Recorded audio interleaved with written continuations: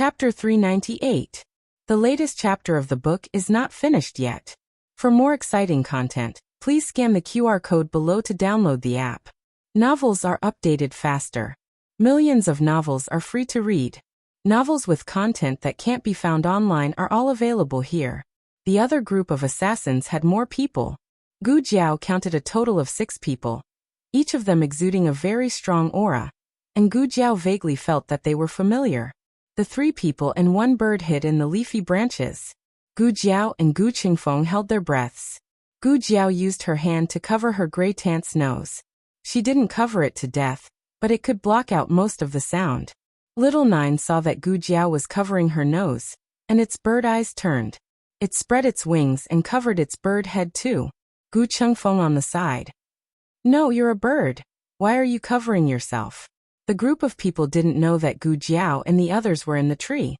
They only thought that they had gone forward again, so they used their qinggong to chase after them. After making sure that they were far away, Gu Qingfeng said, "What do we do now?" The carriage was gone, and the horses had run away. They couldn't possibly walk back to the capital on foot, could they? There was some distance between here and the capital, and it would take a few hours even if they rode at full speed. If they really walked back, their legs would break. "Let's wait for dawn first," Gu Jiao said. Although it was easy to hide on the road at night, it was easy to arouse suspicion if they suddenly appeared in the night. The slightest movement would be invisibly magnified. There were more people on the road during the day, and it was harder to be discovered if they blended in with the crowd. "Just sit in the tree and wait?" Gu Qingfeng asked. While the two were talking, a poisonous snake slowly approached them with its tongue sticking out. The poisonous snake was closest to Gu Jiao. Just as it opened its mouth with sharp teeth to bite Gu Jiao's neck, Little Nine swatted it away with 1 wing. It was obviously unrealistic to stay in the tree for a night. Not to mention the poisonous snakes and insects, it would be bad if they accidentally fell down from the tree. "There seems to be a cave over there." Gu Jiao looked at the foot of the mountain in the south and said, "Let's go and take a look." The 3 of them went to the foot of the mountain south of the forest. There was indeed a cave there. "Someone has lived here before." Gu Jiao took out a match and looked at the firewood and dried grass on the ground. "There are people living in a place like this?" Gu Qingfeng pursed his lips. "I lived there a long time ago. I'm probably just passing by." Gu Jiao tidied up the cave and rolled the dried grass into a ball. She said to Gu Qingfeng, "Let Great Aunt sit here." The cave was cold and gloomy. At Empress Dowager Zhuang's age, she would have caught a cold if she just sat on the ground. Fortunately, there was dried grass left behind by predecessors. "Oh." Gu Qingfeng put down the sleeping Empress Dowager Zhuang and let her sit gently on the haystack. Gu Jiao sat next to her grandaunt and let her lean on her shoulder. As a man, Gu Qingfeng could only sit on the ground. Although he was the #1 bandit in the capital, he was a rich bandit. What he suffered was physical pain, not life. Therefore, this kind of environment was somewhat torturous for him, but there was nothing he could do. Little Nine landed on a tree to keep watch. Gu Jiao put away the match and the cave fell into darkness again. The cold moonlight shone in, illuminating the cave in silence. Gu Qingfeng broke the silence in the cave. He picked up a dried branch on the ground and scratched on the ground in boredom. Why do you think old concubine Jing did this? Why does she always target the Empress Dowager? Is it because she didn't become the Empress Dowager? But if she didn't go all the way with the Empress Dowager would have given her the title, right? It wasn't too rare for 2 Empress Dowagers to appear at the same time. One was the Emperor's official mother, and the other was the Emperor's birth mother. This was the case for Empress Dowager Zhao and Empress Dowager Sun, who founded the country. Gu Jiao thought for a moment. Because of jealousy? Jealousy made people crazy. You never know what kind of unreasonable things a woman full of jealousy would do. Because of hatred. Empress Dowager Zhuang's voice sounded neither too fast nor too slow. Gu Jiao turned her head. "Great Aunt, you're awake?" "Yes." Empress Dowager Zhuang slowly straightened her body. In the darkness, she closed her eyes. When she opened them again, they were cold. "She's a remnant of the previous dynasty." Crack! Gu Qingfeng used his strength, and the branch in his hand broke. He said in disbelief, A remnant of the previous dynasty? The previous dynasty had been destroyed for 200 years, but there were still remnants. It was too scary.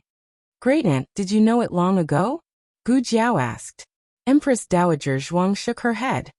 I just found out. In the carriage, old concubine Jing was showing off the bracelet to her. She pulled her sleeves up a bit and accidentally caught a glimpse of the pigeon blood tattoo on her arm. She had always had a tattoo on her arm.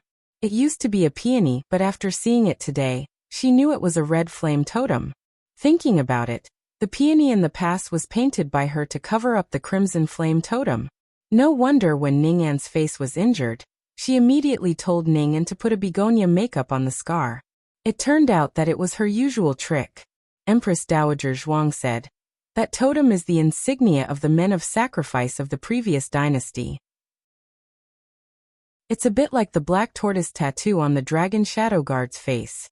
Although they were all men of sacrifice, they weren't like the dragon shadow guard, who were just tools to kill. They were more like experts in the imperial palace, and were both strategists and scouts. Gu Jiao suddenly understood. No wonder she's so good at fighting. So she was a man of sacrifice. Empress Dowager Zhuang continued.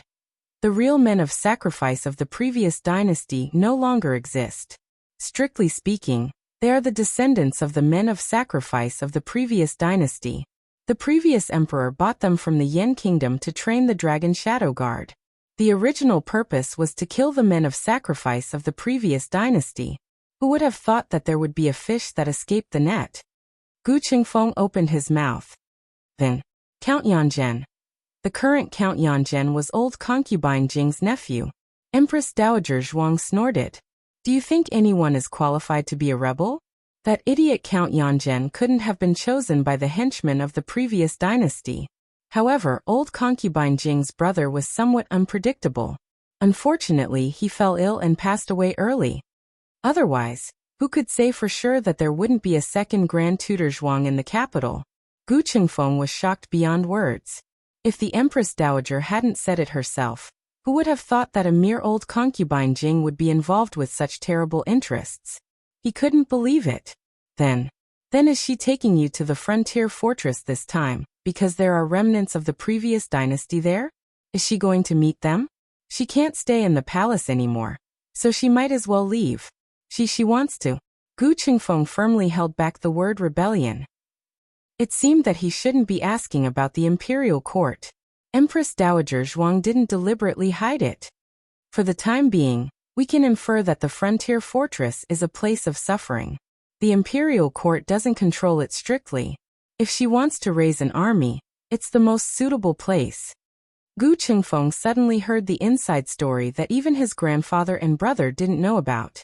His mood was indescribable. But she's been in contact with the frontier fortress for so many years. Didn't anyone suspect anything? Gu Qingfeng paused. He remembered that Princess Ning was married to the frontier fortress. He sighed. She's really calculating. Princess Ning's marriage was premeditated from the beginning. The man who made Princess Ning fall in love with him at first sight, the man who loved Princess Ning with his life, was also one of old concubine Jing's chess pieces. How can there be such a cold-blooded person? Princess Ning is too pitiful. Gu Qingfeng didn't know what to say. Empress Dowager Zhuang closed her eyes. Her eyelashes shimmered. Little Nine flapped its wings and flew over, landing on Gu Jiao's leg. Gu Jiao understood. Her eyes turned cold as she said, "They're here." Gu Qingfeng's expression changed. So fast. Let's go. Gu Jiao helped her grandaunt up. Gu Qingfeng turned around and carried his grandaunt on his back. In order to let him have his hands free, Gu Jiao tied her belt around his grandaunt and him. Gu Qingfeng saw that her posture wasn't right and frowned. What are you going to do? Gu Jiao said, I'll distract them. You take grandaunt away. No. Even if you want to distract them, it'll be. He wanted to say that he would distract them, but Gu Jiao had already rushed out. In fact, he also understood that this was the best arrangement. He was good at Qinggong and could carry people quickly. Gu Jiao was good at martial arts and could delay them as much as possible. Gu Qingfeng wasn't an indecisive person.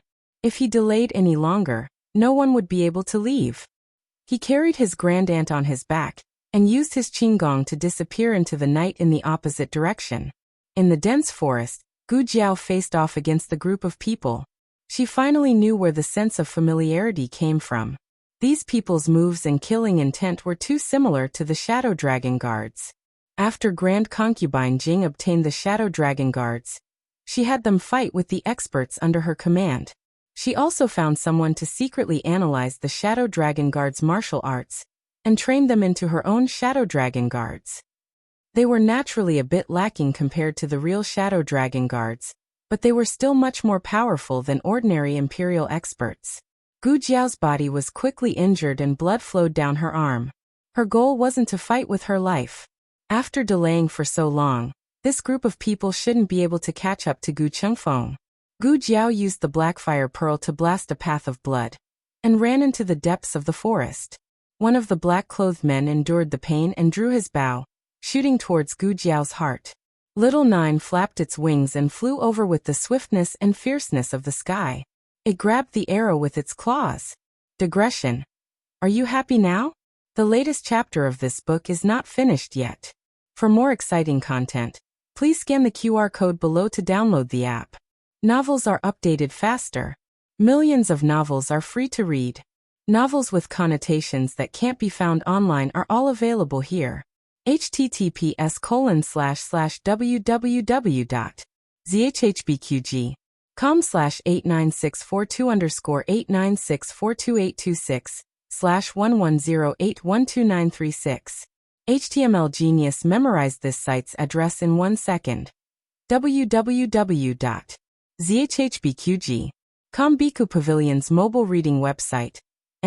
zhbqg.com. Chapter 399. The newest chapter of this book is not finished yet. For more exciting content, please scan the QR code below to download the app. The novel will be updated even faster. Millions of novels will be read for free. Novels that can't be found on the internet can be found here. Gerfalcons have a savage nature. Don't look at how they always look like chickens in Jade Water Lane. Once their nature is released, they will turn back into a real eagle. The black-clothed man did not expect that the arrow he shot out would be caught by an eagle. What was going on? Little Nine threw away the arrow in his claws and charged at the black-clothed man who shot the arrow. He pecked out one of his eyes. The black-clothed man covered his bleeding eye and fell to the ground crying out in pain. Gu Jiao heard the movement behind her, and her steps paused. She did not dare stay for too long as she continued to run forward. She ran from the south side of the forest to the north side of the forest. Finally, she ran out of energy and sat down against a large tree. She gasped for breath. Her body was sticky, but she did not know if it was blood or sweat. She was very thirsty, but she did not have any water on her body. There was no stream nearby, or even if there was, she would not be able to walk. She was completely drained. Little Nine fluttered his wings and landed on Gu Jiao's shoulder. He used his beak to rub against her face. Gu Jiao did not know whether to laugh or cry. Do you still remember that you are an eagle? It's fine if you look like a chicken, but why are you learning from Little Eight to rub against her face? Did I give you a flexible tail and you're already wagging it? Little Nine's throat made a gurgling sound. It was unknown what he wanted to say, but he flapped his wings and flew away. When he came back, there was an egg in his beak. He gently placed the egg on Gu Jiao's clothes and then flew away. When he came back, there was another egg in his beak. After repeating this several times, there were a total of 8 eggs on Gu Jiao's clothes. It looked like they were not of the same species, so how many nests did this little fellow rob? The birds in the forest probably did not expect to be robbed by a gerfalcon in the middle of the night. Little Nine was a child with a conscience. It only robbed 1 egg in each nest. She could not start a fire here. Or to be exact, Gu Jiao did not have the strength to start a fire. Her body temperature was dropping rapidly, and she was on the verge of going into shock. Eating raw bird eggs was a trivial matter in her previous life. She wasn't that delicate, nor was she a saint. The law of the jungle was the law of the world. Little Nine probably saw that she had no more strength left, and used its beak to peck out a small hole in each of the eggs. Gu Jiao drank all the egg. Little 9 used its wings to sweep the eggshell far away. After that, it jumped into Gu Jiao's embrace and copied Little 8's actions. It huddled in Gu Jiao's embrace to keep Gu Jiao warm. It was unknown if it was the effect of the egg liquid or Little 9, but Gu Jiao's body temperature began to slowly rise, and her pale lips gradually regained some color. Coo. Little 9's throat made a coo sound. It vigilantly raised its head and looked at the other side of the forest. Gu Jiao was stunned. It can't be, they're chasing after me again? She was certain that the group of assassins had been knocked unconscious by her. So was this the third wave? How many assassins did that woman secretly raise? It was a good thing that she had recovered a bit, so she was not just sitting there waiting for death. Little 9, let's go. Little 9 flew into the sky and opened a path for her. That group of people still chased after them. A total of 8. Good, very good. She had used up her black flame beads. She was going to die here. However, the killing that she had imagined did not happen. Just as those killers rushed towards her, a tall and muscular figure suddenly flashed out from the other side of the forest. He was dressed in black and wore a mask. He held a long sword that shone with a cold light. It was a man with high-level martial arts. As for how high he was, it could be seen from his battle with the 8 assassins. Although he was fighting one against many, he was not at a disadvantage at all. Who is this person that can fight? Those are the dragon shadow guards that concubine Jing carefully trained. They are only one step away from the real dragon shadow guards. Compared to who this person was and why he was helping her, Gu Jiao's focus was clearly a bit off. Gu Jiao would not have any trust in this person just because he was dealing with those assassins. Normally, she would choose to run away in this kind of situation. However, she quickly felt a familiar aura from the other party. Movement aura. No matter how she looked at it, it was the Dragon Shadow Guards. Gu Jiao had fought with the Dragon Shadow Guards before, and had a deep impression of them. She was confident that she would not be mistaken. Moreover, His Majesty knew that she had left the city, but His Majesty was not sure if she was searching in the right direction, so he did not immediately follow her. Could it be that he had followed her again? If it was His Majesty's Dragon Shadow Guards, then there was nothing to worry about. He would not hurt her now. Gu Jiao decided to stay and go with him to find Gu Chengfeng and her grandaunt. She just didn't know. Would he be able to beat the 8 of them? Reality proved that Gu Jiao was worrying too much. Even if this group of people was only one step away from the Dragon Shadow Guards, that step was as long as a moat. He cleanly took care of the 8 assassins under concubine Jing's command. Gu Jiao inwardly nodded. This fighting strength was worthy of being called the Dragon Shadow Guards. Who would have thought that in the next second, something inconceivable would happen? This Dragon Shadow Guard actually walked towards Gu Jiao with his sword, the kind that was filled with killing intent. Gu Jiao looked at him strangely. What was going on? Was he going to kill her as well? The Dragon Shadow Guard raised his sword and slashed at Gu Jiao. Little 9 swooped down and fearlessly crashed into the Dragon Shadow Guard. This was a real Dragon Shadow Guard, so it naturally wouldn't do anything to the other party. Instead, it was the Dragon Shadow Guard that sent it flying with an impatient slap. However, it did interrupt the Dragon Shadow Guard for a moment. In just a moment, a person's fate had been quietly reversed. When the Dragon Shadow Guard once again raised his sword to stab at Gu Jiao, a thin white figure suddenly blocked in front of Gu Jiao. The Dragon Shadow Guard's sword stopped less than an inch above the other party's head. It was a handsome youth with picturesque features and exquisite jade-like features. His gaze was as deep as a lake, and his dark pupils reflected the Dragon Shadow Guard's figure holding his sword. The Dragon Shadow Guard's gaze fell on the youth's face. He raised his hand and pinched the youth's face. It was unknown what he was trying to confirm, or whether he had confirmed it. But in the end he didn't kill the youth. He also didn't kill the young girl that the youth was protecting with his life. The Dragon Shadow Guard's gaze indifferently left. Gu Jiao was finally able to move. Just now, she had been suppressed by the Dragon Shadow Guard's internal energy, and couldn't even make a sound. She suddenly felt that this Dragon Shadow Guard might not be the one she had fought with last time. This one was clearly more powerful. If the first time she met a Dragon Shadow Guard of this level, then she wouldn't even have the chance to take out the Blackfire Pearl. Are you all right? Xiao Lulang supported her. I'm fine. Gu Jiao shook her head and wiped the blood from the corner of her mouth. She even spat out some blood. Very good. One day, she would put this dragon shadow guard into a gunny sack. However, Xiao Lulang didn't think that she was fine. She was covered in blood and her face was pale. Her palms and the back of her hands were covered in dried blood. Gu Jiao really didn't care about these injuries. Compared to injuries, she was more exhausted. After resting for a night, she would be fine. She looked at Xiao Lulang. Why are you here? Didn't I tell you to wait at home? Also, what's with that dragon shadow guard? Why did he want to kill me? Is he His Majesty's dragon shadow guard? Gu Jiao knew that 3 of the Emperor's dragon shadow guards had gone to the frontier fortress, but she did not know that the Emperor only had 4 in total. One of them had fought with her, so she had already eliminated this possibility. Therefore, the Dragon Shadow Guard just now could not be the Emperor's Dragon Shadow Guard no matter what. Of these 4 questions, Xiao Lulang only answered the last one. It shouldn't be.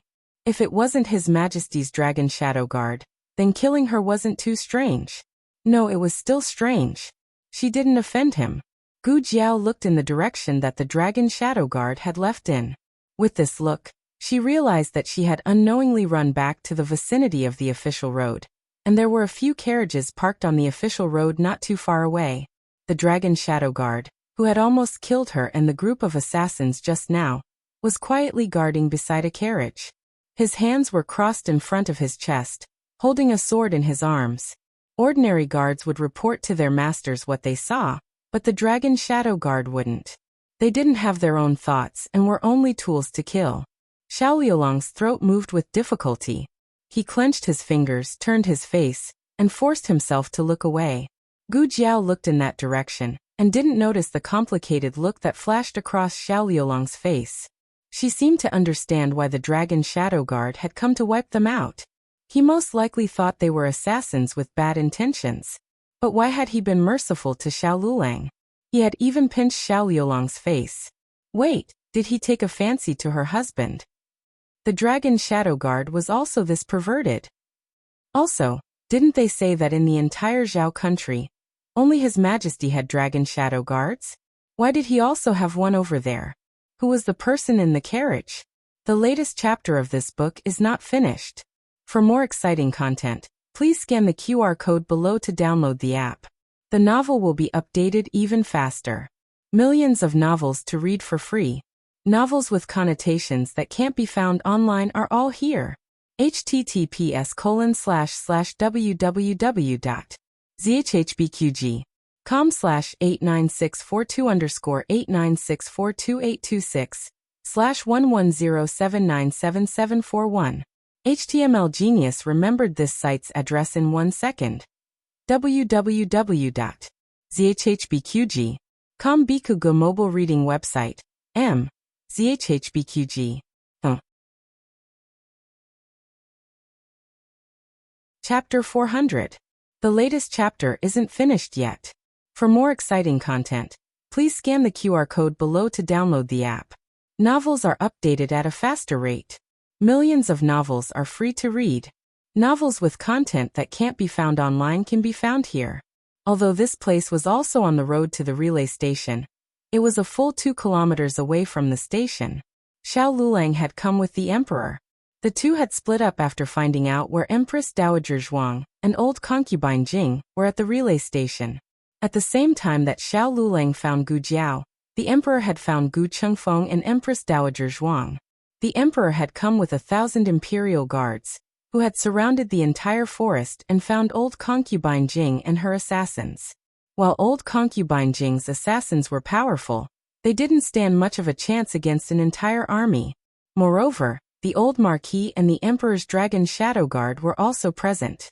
The situation was almost one-sided. Old concubine Jing's assassins were all wiped out, and she herself was captured. Old concubine Jing looked at the man sitting on the horse and pointing a spear at her. "Let me go," she choked out. The old Marquis tightened his grip on the spear. The Imperial Guards had gone elsewhere to hunt down old concubine Jing's assassins, so he was the only one here. If he wanted to let her go, It would be as easy as flipping his hand. No one would notice. Old concubine Jing's eyes were filled with tears. I didn't mean what I said to His Majesty that day.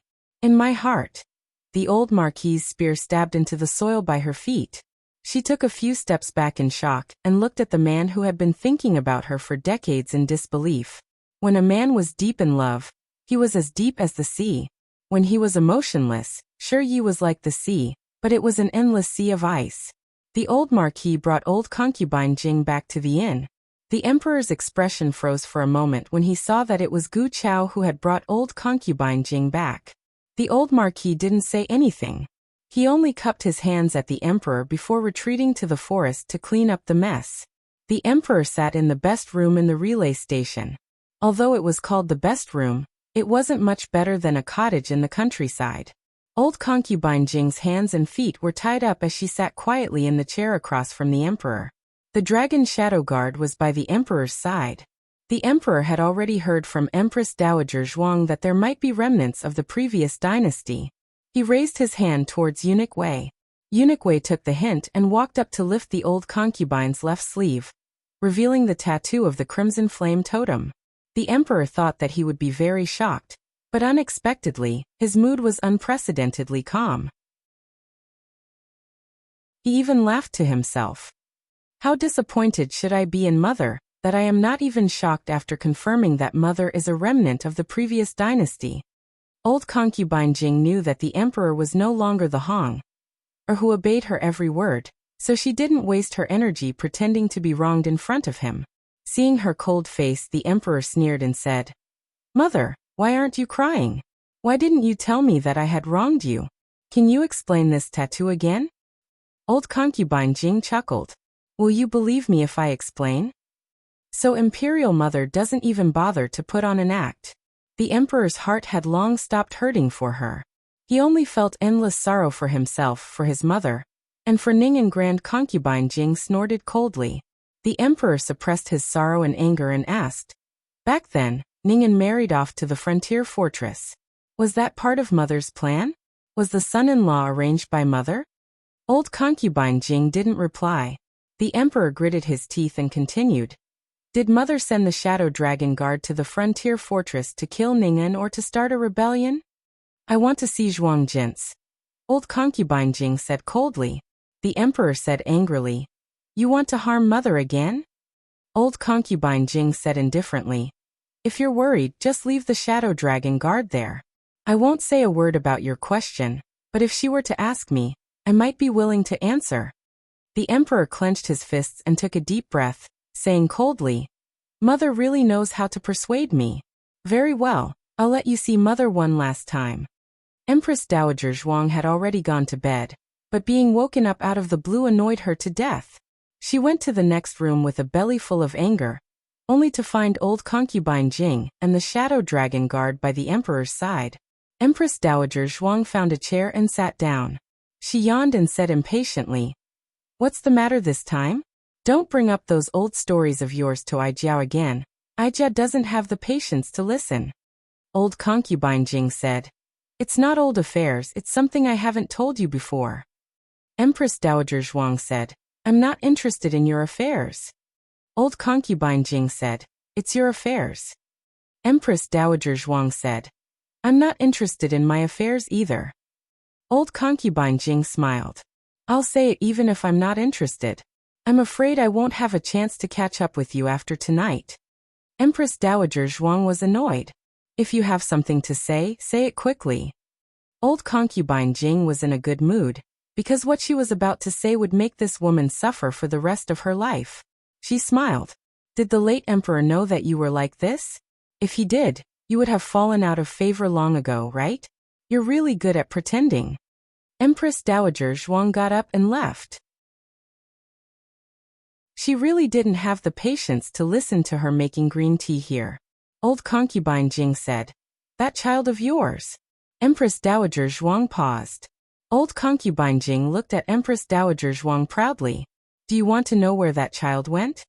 Empress Dowager Zhuang turned to look at her and frowned. "What child?" Old concubine Jing laughed. "It's your own flesh and blood. Do you really think you gave birth to a stillborn child?" Empress Dowager Zhuang looked at her in confusion. Old concubine Jing laughed crazily, her shoulders shaking. I knew you'd be shocked. Do you always think you're smart? But you don't know that you've been kept in the dark by the late emperor. Do you want to know where your own flesh and blood went? The late emperor told you about these things? What? You don't believe it? Well, anyone who's been kept in the dark for so many years would resist the truth. I wanted to tell you in the carriage, but you wouldn't let me. So I'll be merciful tonight, and tell you one more time. Your child isn't dead. Empress Dowager Zhuang opened her mouth to speak, but hesitated. In the end, she just sighed. Why don't you ask me who and where the child is? Empress Dowager Zhuang hesitated for the second time. Old concubine Jing didn't see any sadness on her face, but she wasn't surprised. This woman had always been so strong in front of others and never showed any weakness. Old concubine Jing stared straight at her and said with a smile, It's His Majesty. That child is His Majesty. His Majesty is my flesh and blood. The late emperor saw through your ambition and didn't let you get pregnant. But who knew you were so capable that you still got pregnant? As a last resort, His Majesty decided to take his sister's child away. Coincidentally, that palace maid was pregnant around the same time as his sister. So His Majesty thought of a trick to steal the dragon and switch the phoenix. But you got pregnant 3 days early, and the child didn't come out. So His Majesty claimed that you gave birth to a stillborn child. Empress Dowager Zhuang sneered. Concubine Jing, don't you think there are many loopholes in your words? If I gave birth to a living baby and gave it to that palace maid, then where did that palace maid's child go? Old concubine Jing smiled. His Majesty raised it among the common people. Empress Dowager Zhuang laughed. Concubine Jing, oh concubine Jing, why are you so pitiful? You believe this kind of nonsense. Did you believe that man when he said he was a woman?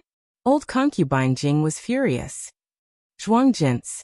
Empress Dowager Zhuang shook her head in amusement. You really have deep feelings for the previous emperor.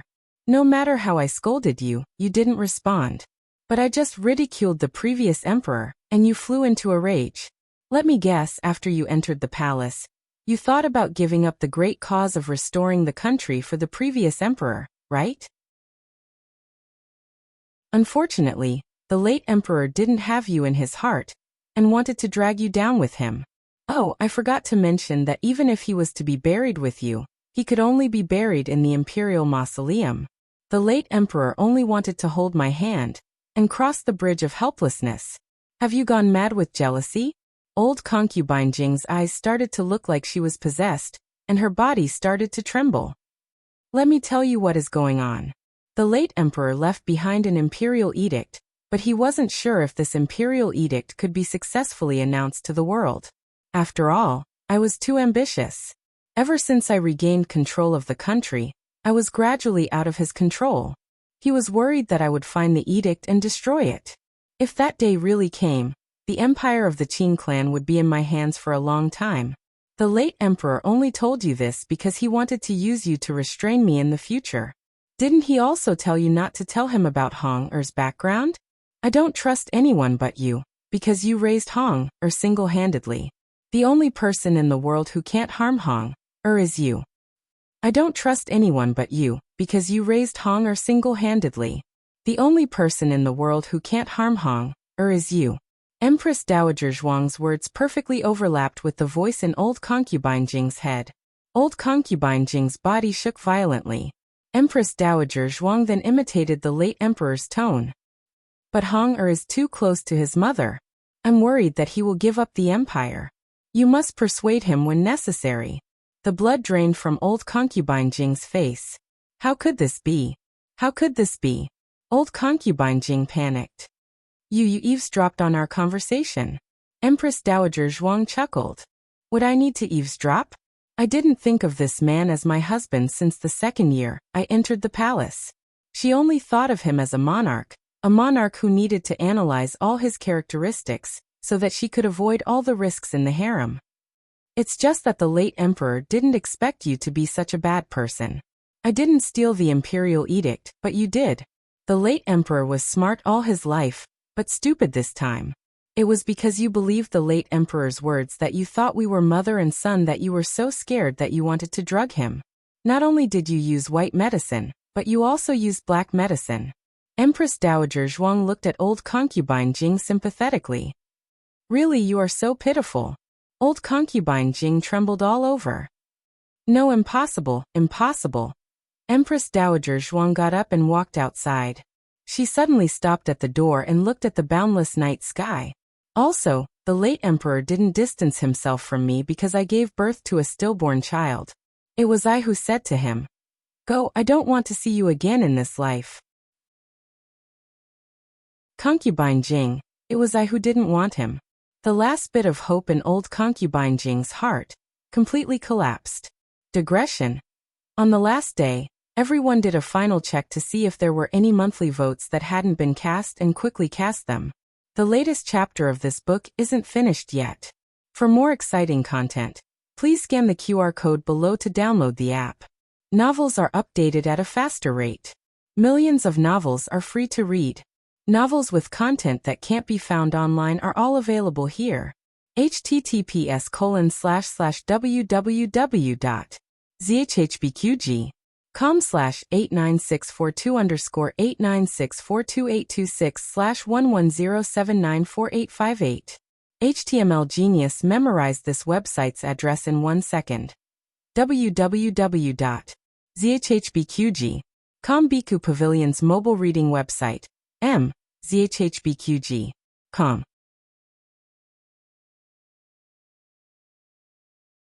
Chapter 401. The latest chapter isn't finished yet. For more exciting content, please scan the QR code below to download the app. Novels are updated at a faster rate. Millions of novels are free to read. Novels with connotations that can't be found online are all available here. Impossible. How dare you? Zhuang Jins, how dare you? Behind her, concubine Jing screamed at the top of her lungs, accompanied by the sound of tables and chairs falling to the ground. However, with the dragon shadow guards around, Empress Dowager Zhuang wasn't worried that concubine Jing would rush up. Empress Dowager Zhuang left the room without looking back. The emperor stood at the door dumbfounded. Obviously, he had been eavesdropping the entire time, and had heard every single word of it. Concubine Jing had revealed a lot of inside information, but he only focused on the last one. He looked at Empress Dowager Zhuang and nervously grabbed the hem of his clothes. He said with some awkwardness and excitement, I'm Imperial Mother's biological son, right? Empress Dowager Zhuang looked at him with disdain. Didn't I say no? Her voice was quite loud. The emperor poked his head out and looked in concubine Jing's direction. He gave Empress Dowager Zhuang an understanding look. Then, he followed Empress Dowager Zhuang into the next room. Why did you follow us in? Empress Dowager Zhuang asked bluntly. The emperor chuckled. I know Imperial Mother said it on purpose for concubine Jing to hear. I'm Imperial Mother's biological son. Empress Dowager Zhuang was speechless. Why didn't this person listen? She didn't recognize her own child, did she?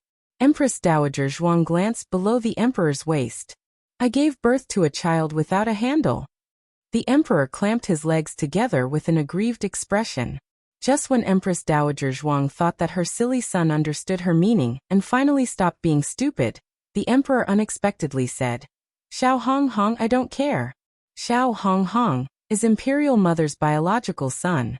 Empress Dowager Zhuang, who couldn't bear to look at him, was speechless.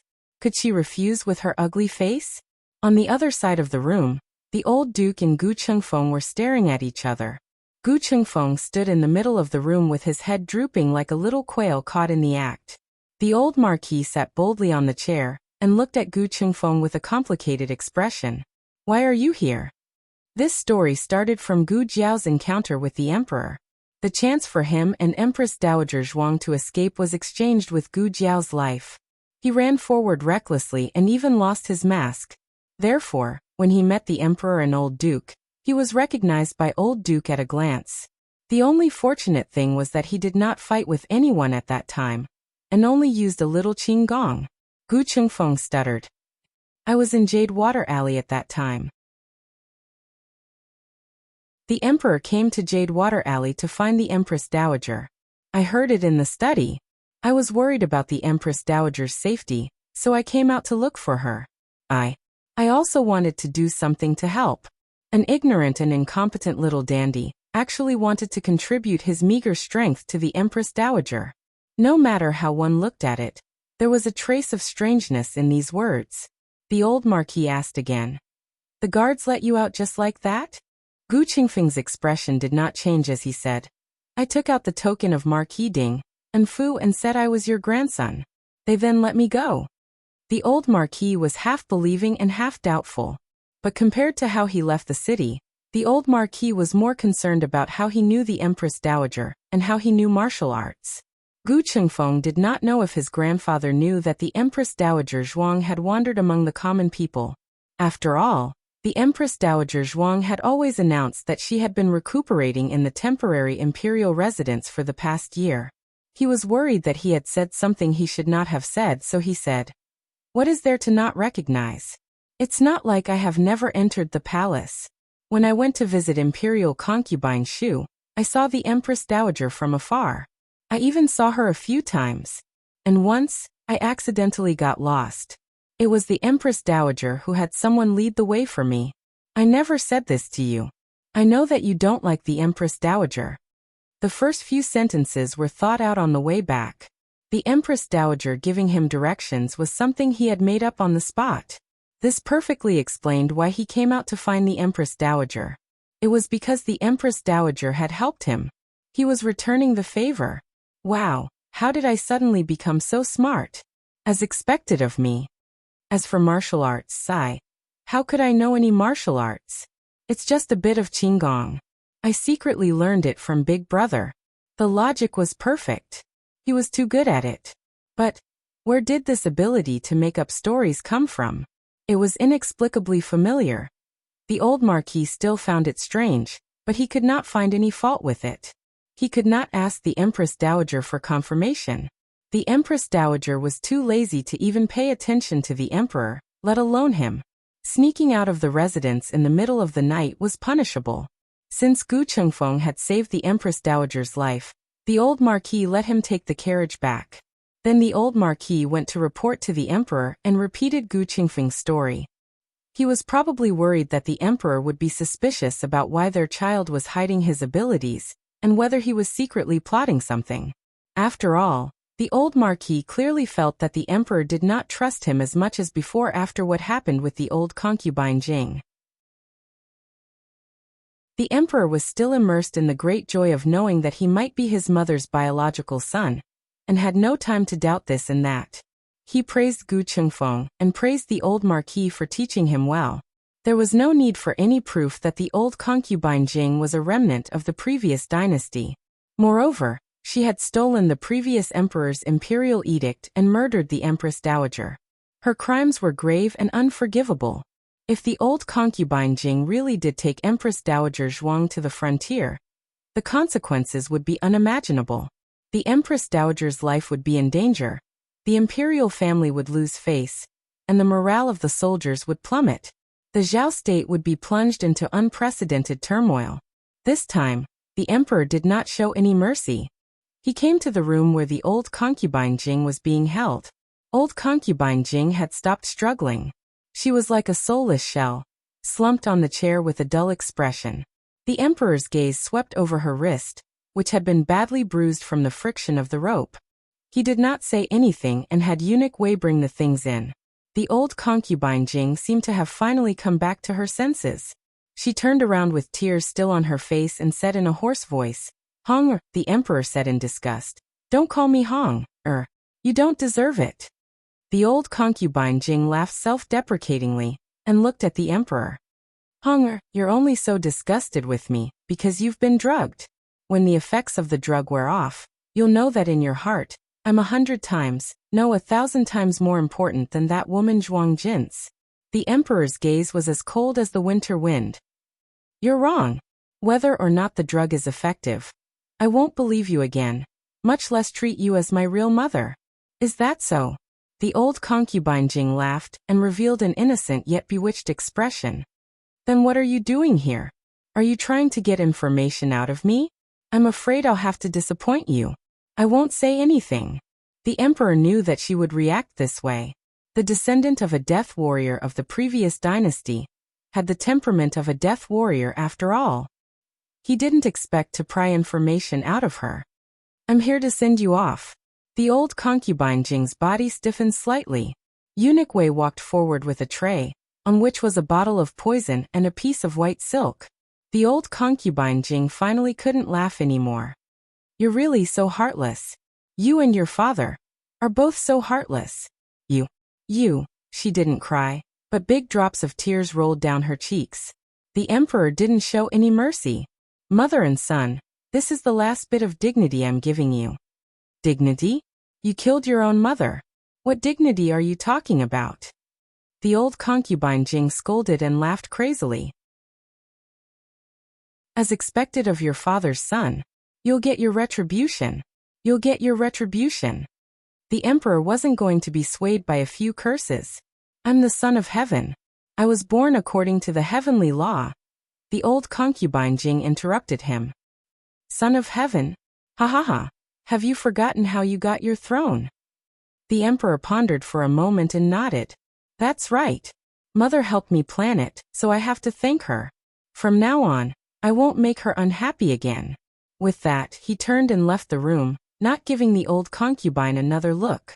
Something big happened in the capital in August. The old concubine Jing passed away. Because she was still the abbess Jing, and it was more accurate to say that she had passed away. The abbess Jing, and had always pretended to be frail to the outside world. For this reason, Consort Rui Wang brought a doctor from the magical hand hall to treat her twice. The emperor also took her back to the palace to recuperate. It had to be said that her sickly persona had helped a lot. Almost no one suspected that there was something fishy about her death. When they heard the news, everyone thought, sigh, with such a weak body, she really couldn't make it past this year. However, it wasn't as if there were no mysteries. For example, everyone thought that the emperor would restore the abbess Jing and status as the old concubine, and give her the posthumous title of Empress Dowager. Unexpectedly, the emperor didn't do that. She was the abbess Jing, and all the way until she was buried. When the news reached Jadewater Alley, Gu Jiao, Xiao Lulang, and Gu Qingfeng were all there. His Majesty really? Gu Qingfeng was shocked. As one of the insiders that night, he naturally knew that the old concubine Jing's death had other reasons. However, he hadn't expected the emperor to really go to this extent. Sympathy? The answer was no. That old witch had done all kinds of evil and harmed the imperial harem for many years. She had caused the Empress Dowager and the emperor to turn against each other, and almost die at each other's hands. Not to mention the innocent Princess Ning'en. As long as she wasn't eliminated, she would always be a huge hidden danger to the court. Empress Xiao was in charge of the old concubine Jing's funeral. The emperor didn't even show his face. The emperor decided to send someone to the frontier fortress. He had originally planned to send Gu Changqing. After all, Gu Changqing held a position in the military, and was someone who could be sent out openly. However, Gu Changqing hadn't returned from the capital, and the matter couldn't be delayed. The emperor thought for a moment and summoned Tang Yueshan and the old marquis to the palace. He handed the token that could mobilize the Shadow Dragon guards to the old marquis and said seriously, I'm entrusting this token to you in the hope that you can do 3 things for me. First, recall the Shadow Dragon guards. Second, investigate the situation at the frontier. Third, bring Princess Ning'en back safely. The old marquis hadn't expected the emperor to give him such an important task. He was stunned for a moment before he cupped his hands and said, I accept the decree. The emperor then looked at Tang Yueshan. I don't need to say more about your task, do I? Tang Yueshan cupped his hands and saluted. I hereby swear that I won't return to the court until I've killed all the henchmen of the previous dynasty. Digression. Happy New Year's Day. The latest chapter of this book isn't finished yet. For more exciting content, please scan the QR code below to download the app. Novels are updated faster and more frequently. Millions of novels are free to read. There are all kinds of novels that you can't find online. https://www.zhhbqg com/89642_896422826/110768929. HTML Genius memorized this website's address in a second. www.zhhbqg.com Bikuj mobile reading website. zhhbqg.com.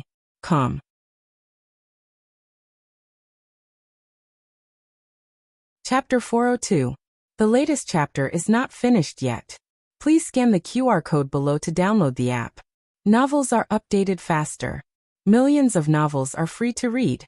There are all kinds of novels that can't be found online. Thus, Tang Yueshan and the old Marquis were set to go to the border together. One of them belonged to Empress Dowager Zhuang's camp, while the other was the emperor's confidant. They used to be at odds with each other, but after being tricked by Empress Dowager Zhuang, Tang Yueshan's hatred was absorbed by the mastermind behind the scenes. Empress Dowager Zhuang told Tang Yueshan that the mastermind was old concubine Jing. Although old concubine Jing was dead, she had accomplices, the remnants of the previous dynasty hiding in the frontier fortress. Tang Yueshan was going to do his best to kill the enemy this time. The old Marquis had no objection to this arrangement. He and Tang Yueshan worked in the dark and in the light. They had a clear division of labor and didn't interfere with each other. Eliminating the rebels and rescuing Ning were urgent matters. The emperor hoped that the two would leave as soon as possible. After leaving the palace, the old Marquis took a carriage back to his residence. He stopped the carriage when they passed by Qinghe Academy. Unfortunately, school was over, and Gu Yan and Gu Xiaoshan had already gone to learn martial arts from Madame Nan and Master Lu. Forget it. Let's go home. The old Marquis waved his hand and paused. He thought of something and said, "Wait, let's go to Taihe Martial Arts School." There were a lot of pedestrians on the road, and it was a bit congested. It took the coachman some effort to get the carriage to Taihe Martial Arts School. "Master, we've arrived," said the coachman.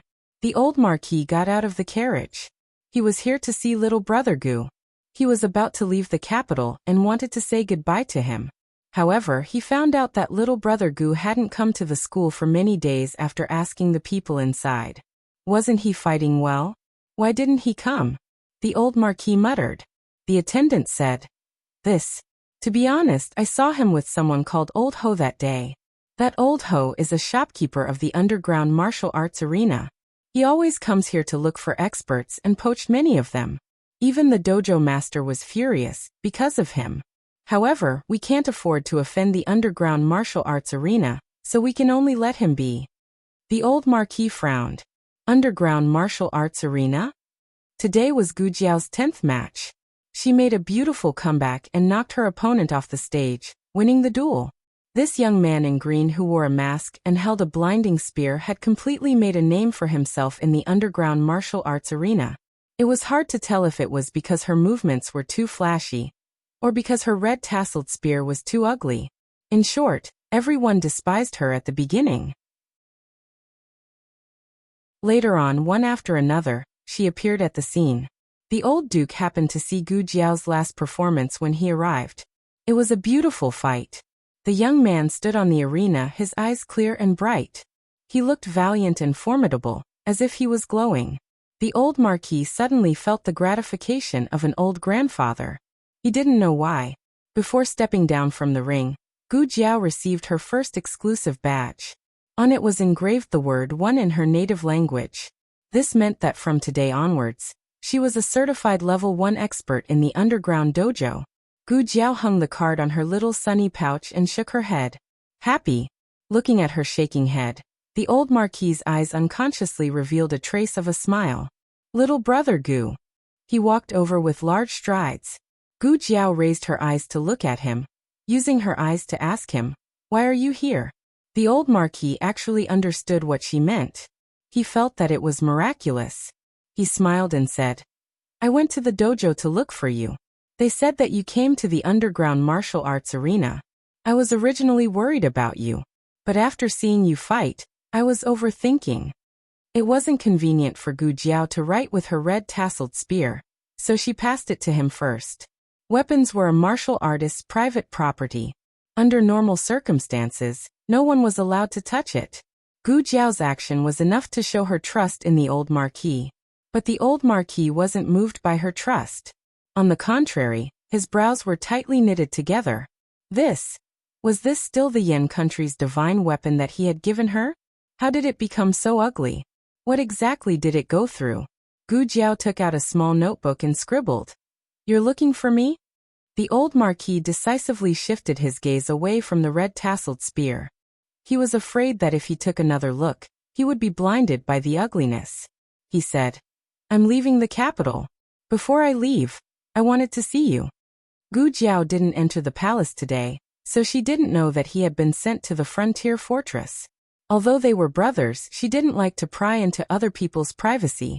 Therefore, she didn't ask why he was leaving the capital. She only wrote, "Will you be gone for long?"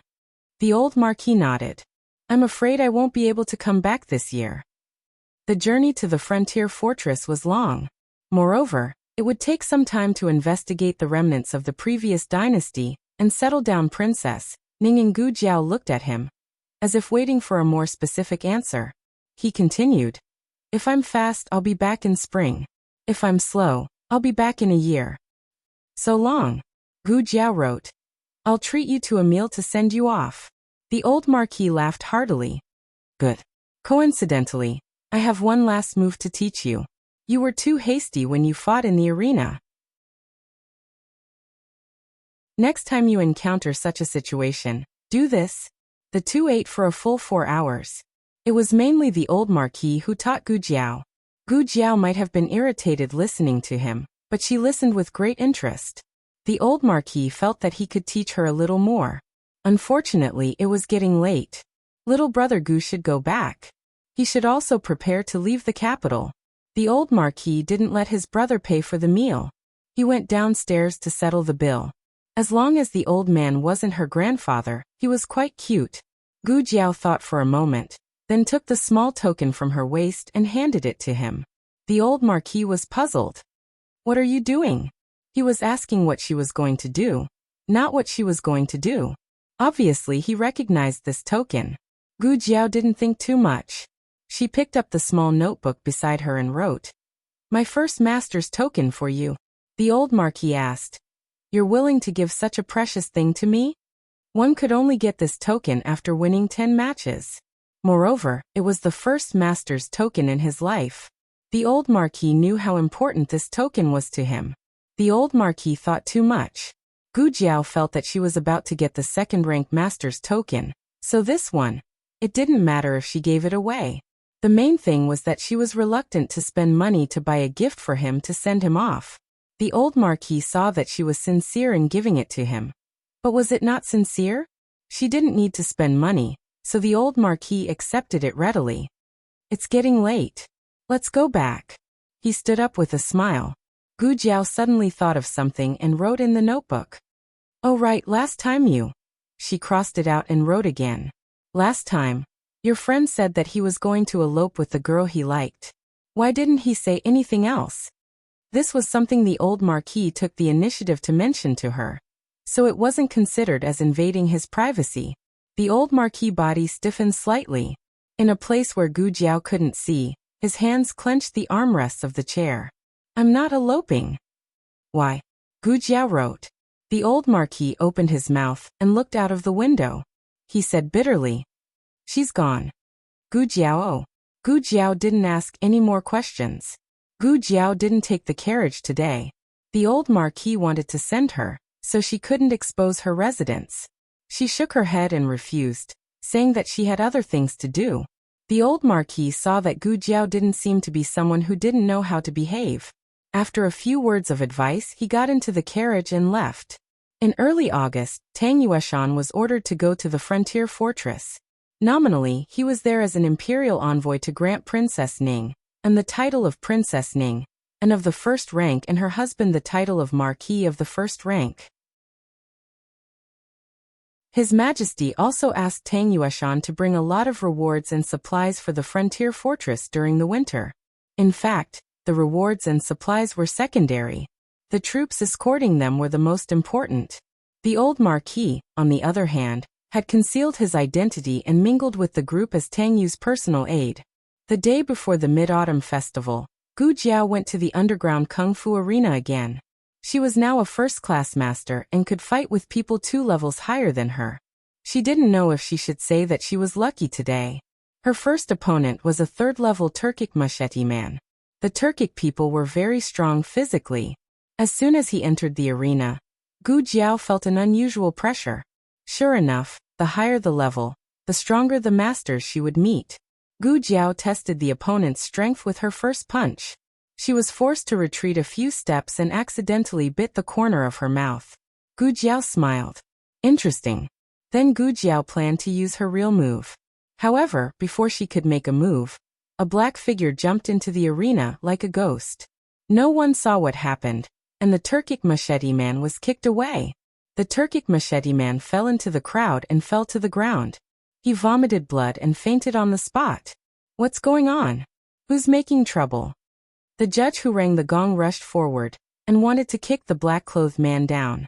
However, the black-clothed man grabbed him by the neck and raised him high. The masters in the kung fu arena saw that something was wrong and rushed to kill the black-clothed man. Gu Jiao was surprised. Wasn't this the dragon shadow guard she met in the forest that night when she saved her grandaunt? The one who was more powerful than the Emperor's dragon shadow guard? Why was he here? And he kicked his opponent off the arena? He couldn't have thought that she was being bullied, right? Gu Jiao felt that this guess was absurd. After all, they were neither relatives nor friends. It was impossible for him to help her. But no matter what, he didn't try to kill her like last time. Gu Jiao walked to his side. After hesitating for a moment, she patted his wrist lightly, indicating for him to put the person down. He looked at Gu Jiao and then looked at the judge who was about to be strangled to death. He actually let him go. Gu Jiao took out a small notebook and wrote down the reason why he was here. However, he didn't say anything. Was he illiterate? Gu Jiao rubbed her chin and looked at him. Just as she was thinking of how to communicate with him, he turned and walked away. Gu Jiao. Were all dragon shadow guards so willful? Gu Jiao apologized to the judge and promised to bear the medical expenses for the Turkic machete man. She just needed to send him to the miracle hall. Then she jumped off the arena and followed the dragon shadow guard. The dragon shadow guard came to the Yen country pharmacist's house and stood there motionlessly. Why was he standing there? Was his master inside? His master was the Yen country pharmacist? Gu Jiao thought for a moment, and then bravely walked in front of the dragon shadow guard. The dragon shadow guard didn't chase away Gu Jiao.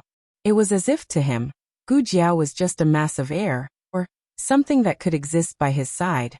Gu Jiao wanted to see who his master was. If the dragon shadow guard wasn't exclusive to the Zhao country's royal family, then didn't that mean that she could also buy a dragon shadow guard through some channels? Gu Jiao thought this and raised her hand to knock on the door. However, the dragon shadow guard blocked her with the hilt of his sword. She couldn't knock? She couldn't disturb the master inside? It seemed that his master had given him an order that no one was allowed to disturb him. Then she would just wait. Gu Jiao squatted outside the door and stood guard. It was literally squatting. She was bored to death and even took out a charcoal pencil to draw circles on the ground. As she drew, she used too much strength and broke the charcoal pencil. A section of the charcoal pencil bounced up and hit the dragon shadow guard's mask with a paw. Don't look at it as just a mask. It was the same as hitting the face. Wait, a mask? Gu Jiao touched her face. Her mask was still there. That day in the forest, she didn't wear a mask. Today she wore it. That day, she wore black night clothes. Today, she wore black clothes. She was already dressed like this. How did the dragon shadow guard recognize her? Gu Jiao tilted her head to look at the dragon shadow guard. Do you have a special way of recognizing people? The dragon shadow guard's mask was hit, and he paused for a moment. The way he looked at Gu Jiao changed for a moment. He also touched the mask like Gu Jiao. It's over. He wouldn't be angry, right? He wouldn't want to kill me, right? It was no wonder that Gu Jiao was so paranoid. The dragon shadow guard in front of her had an unstable temperament. The first time he saw her in the forest, he almost killed her. He even pinched her husband's face. Gu Jiao couldn't beat him. Even if she ran, it seemed that it was too late. Just as Gu Jiao's brain was spinning rapidly, thinking of how to escape, The door behind her opened with a creak. Digression. On the first day of the new year, looking for a wave of guaranteed monthly votes. A good start. The latest chapter of this book is not finished. For more exciting content, please scan the QR code below to download the app. Novels are updated even faster. Millions of novels are free to read. Novels with connotations that can't be found online are all here. https://www.zhhbqg.com/89642_8964286/110764914. HTML Genius memorized this site's address in a second. www.zhhbqg.com Bikuga mobile reading website. zhhbqg.com.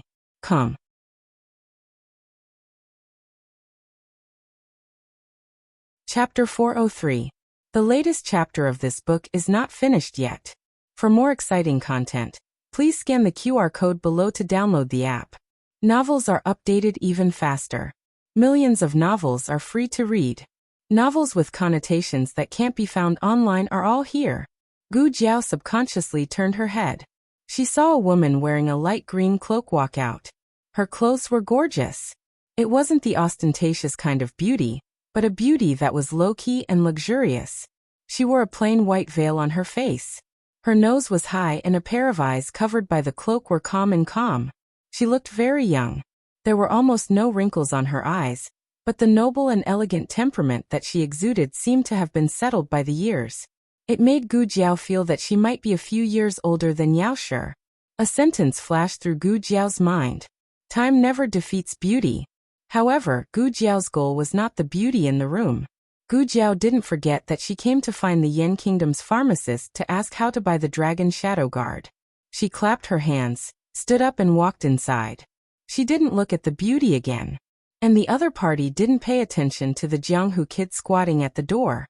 She took the pills she had bought from the store, pulled the hood of her cloak, and calmly walked in the direction of the door. The Dragon Shadow Guard followed. Oh. Gu Jiao was about to step into the room when she retracted her foot. She turned around and looked at the Dragon Shadow Guard who left with the woman. A big question mark lit up above her head. The Dragon Shadow Guard wasn't one of the Yen Kingdom's pharmacists? It was this madam's? Who was she? Why was there a Dragon Shadow Guard? The reason why she was more willing to guess that the Yen Kingdom's pharmacists could buy the Dragon Shadow Guard was because the Dragon Shadow Guard originated from the Yen Kingdom. The person who trained the Dragon Shadow Guard also came from the Yen Kingdom. They were all people of the Yen Kingdom. The possibility of the Yen Kingdom's pharmacists was obviously higher. Then what was the deal with this madam? Gu Jiao was confused.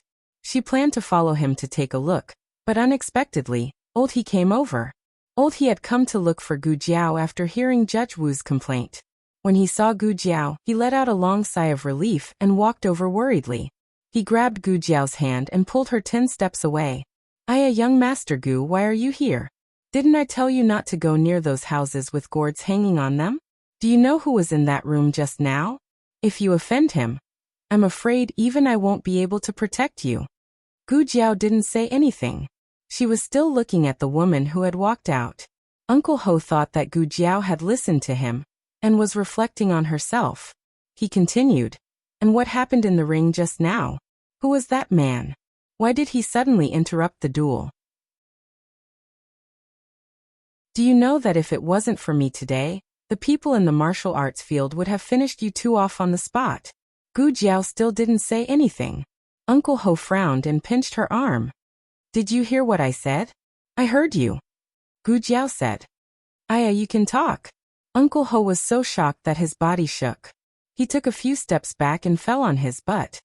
No, you are a girl? As he said that, he raised his hand that had grabbed Gu Jiao's wrist and pinched Gu Jiao's arm. He suddenly felt that he had done something unforgivable. Uncle Ho wasn't a good person by nature. He had all the 5 poisons, but he still couldn't do it to such a young girl. Gu Jiao was 15 years old, but wearing men's clothes would make her look younger. She looked like she was only 13 or 14 years old. Gu Jiao didn't intend to continue hiding her voice from Uncle Ho. As the business of harvesting leeks expanded, she would have more and more contact with Uncle Ho. She was annoyed by always writing. Uncle Ho originally came to find Gu Jiao to denounce her, but after being provoked by Gu Jiao, he forgot all the words he was about to say. Gu Jiao asked, "Have the two chives come over in the past few days?" Uncle Ho was stunned. "What? Leaks?" Gu Jiao cleared her throat. "Young Master Chu and young Master Xiao." The corner of Uncle Ho's mouth twitched. Was it really okay to give them such a green nickname? Uncle Ho refused to answer her question. "They have been here." Damn, his mouth was too honest. Gu Jiao asked again, "How many times have they been here?" Uncle Ho glanced at Gu Jiao. Thinking that she was a delicate little girl, he closed his eyes and gave up resisting. "Young Master Chu has been here 3 times. Young Master Xiao has been here 11 times. Even someone as calm as Gu Jiao was shocked by the crown prince's actions. Was he so free? Or did he really want to see her that much? Gu Jiao rubbed her chin. "Oh, you go and tell them that I'm free tomorrow afternoon." Uncle Ho was stunned. Both of them? Gu Jiao's lips curved. "The highest bidder wins." Uncle Ho. Young people didn't care about martial ethics. In the end, Uncle Ho still went. In any case, he wasn't running errands for nothing. There was money to be earned. After Gu Jiao came out of the underground martial arts arena, she went to the restaurant where she had sent the old marquis off. She had accidentally discovered that the crispy duck in the restaurant was very good. She planned to buy 2 for her family to bring back. "Young master, the duck will be ready in a while. Please wait for a moment," the waiter said with a smile. Gu Jiao nodded and found a place to sit in the corner of the lobby.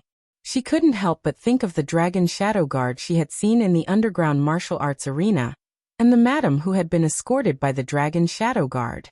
Who exactly was she? Why was there such a powerful dragon shadow guard?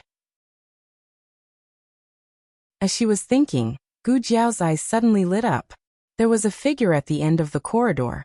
If it wasn't the madam, who else could it be? The madam walked towards Gu Jiao and entered a side room behind Gu Jiao. Gu Jiao deliberately lowered her presence. She waited until the madam had passed before standing up and walking towards the side room. The door to the side room was closed, and there was a soft conversation coming from inside. "I just went to see the Yen Kingdom's pharmacist." These words were obviously from the madam.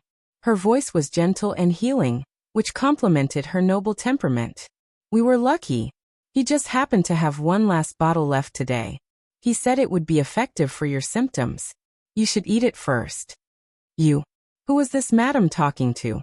Her tone was so respectful. Her identity was already extraordinary. Those who could be addressed as you were either elders or had a rich and noble status. She didn't know who it was. Gu Jiao thought for a moment and came to the window. She planned to poke a small hole in the window paper to take a look. Just as she raised her little index finger, before she could poke it in, a tall figure enveloped her. Without saying a word, he grabbed her waist and lifted her up. That's right, it was a clip. In the past, only Gu Xiaoshan and Gu Chengfeng would clip little Jing Kong. She didn't expect that one day, Gu Jiao would also be caught. She was clamped by the dragon shadow guard's arms around her waist. Her hands and feet fluttered. Before she could make a splash, she was brought behind a big tree in the backyard. He put Gu Jiao down. Gu Jiao looked at him warily. Her little ahogue stood up. What was he going to do? Was he going to take revenge for his face being slapped? The dragon shadow guard raised his hand and reached for Gu Jiao. Pressing down on her little ahogue. "Gu Jiao." The dragon shadow guard withdrew his hand. The little ahogue that was pressed down stood up again. The dragon shadow guard pressed it back down again. It stood up again. The dragon shadow guard's eyes turned cold. A powerful internal force overflowed from his fingertips. With the irresistible power of the red flame, it flattened the unyielding little ahogue. He seemed to be comfortable. Gu Jiao. Forget it. As long as he wasn't here to take revenge on her, she would accompany him. The dragon shadow guard took out a charcoal pencil from his arms and handed it to Gu Jiao. Gu Jiao made a sound of surprise. She looked at the charcoal pencil in her palm and then at the dragon shadow guard. "Why are you giving me this?" I just broke one, so you gave me a new one? Then, thank you." As soon as he finished speaking, Gu Jiao felt that he was unhappy. "It's not for me?" Then, Gu Jiao thought for a moment. then squatted down tentatively and drew a circle on the ground. The dragon shadow guard was happy. Gu Jiao was quite confused. After all this time, he just wanted to see her draw a circle. In the next second, Gu Jiao knew that she was wrong again, because the dragon shadow guard was unhappy again. Gu Jiao scratched her head. She used force with her other hand and accidentally broke the charcoal pencil. The dragon shadow guard was happy again. Oh, you want me to break the charcoal pencil? That's easy. You can break as many as you want. Gu Jiao grabbed the remaining charcoal pencil in a mighty and domineering manner, and smashed it into pieces. Then she saw that the dragon shadow guard's eyes had turned into ice. The dragon shadow guard patiently handed another charcoal pencil to Gu Jiao. Gu Jiao recalled for a moment. Until she broke this step, there was nothing wrong. But the steps after that were not what he wanted. Was it because she didn't break it beautifully enough? Or was it because she didn't break it elegantly enough? I didn't slap your face, right? Wait, slap your face? Gu Jiao boldly glanced at the dragon shadow guard and flicked the charcoal pencil in her hand on the ground. With a crack, the charcoal pencil broke. The other part of the broken pencil splattered on the dragon shadow guard's mask due to the angle and strength, making a crisp sound. Gu Jiao looked at him in panic. In the next second, the dragon shadow guard gave Gu Jiao a piece of candy. Gu Jiao initially thought that he was going to kill her. Later on, he didn't kill her and just let her brush. What was so difficult about that? Compared to losing her life, Gu Jiao felt that it was more satisfying to be able to brush while saving candy for little Jing Kong. Gu Jiao proudly shook her head. However, not long after, Gu Jiao couldn't be proud anymore. Every time she thought that she was about to finish brushing, the dragon shadow guard would be able to produce a new pack of charcoal pencil, as if he was performing a trick. Then he would look at her expressionlessly, as if full of anticipation. Gu Jiao tried to escape. Whoosh! She was caught. Whoosh! She was caught again. In the end, Gu Jiao was forced to brush the charcoal pencil for an entire afternoon. Claw Claw was about to be crippled. Sob. She felt so wronged. Digression. Writer's block is a little strong. I'll write it tomorrow morning. Everyone can read it later. The latest chapter of this book is not finished yet. For more exciting content, please scan the QR code below to download the app. Novels are updated even faster. Millions of novels are free to read. Novels with connotations that can't be found online are all available here. https://www.zhhbqg.com/89642_8964286/110740064. HTML Genius memorized this website's address in 1 second. www.zhhbqg.com Bikugo mobile reading website. zhhbqg.com.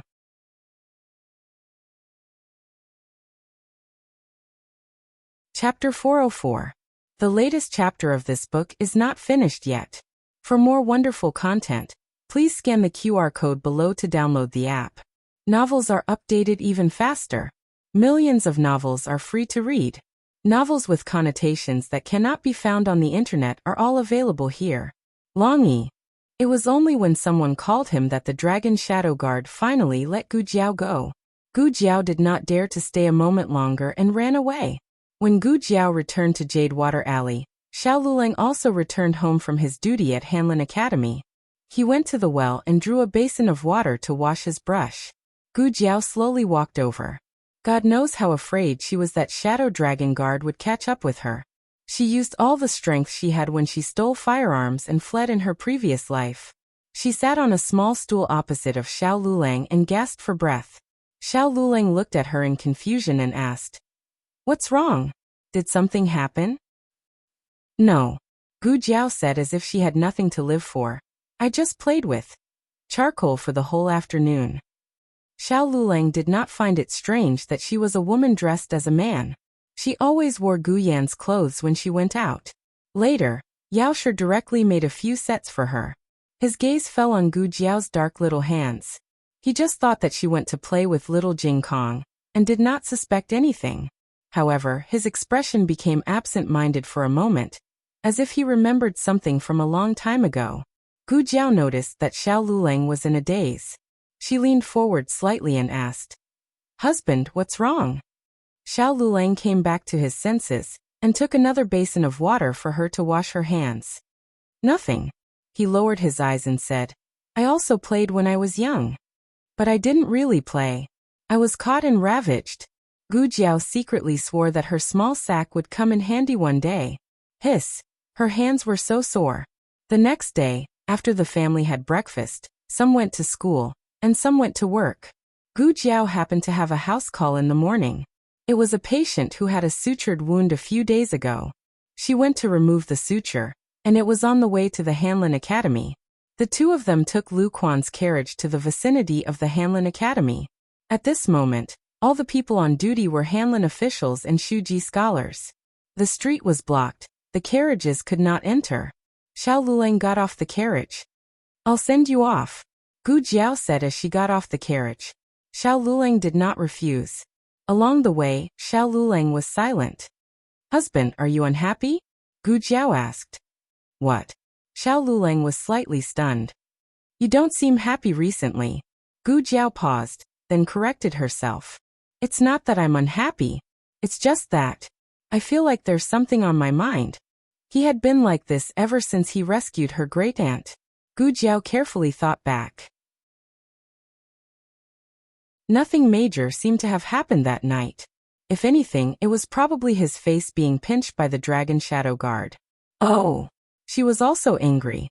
Her husband could only let her pinch his face. No. Xiao Liulong's eyes flickered as he denied it. "I'm not unhappy." As they spoke, the voices of several Hanlin officials could be heard in front of them. "Hey, did you guys hear? Princess Xinyang has returned to the capital." "Are you serious? Princess Xinyang has really returned to the capital? I heard it with my own ears. How could it be fake? Why would she return to the capital? Didn't she say that she would never come back in this lifetime?" "That's right.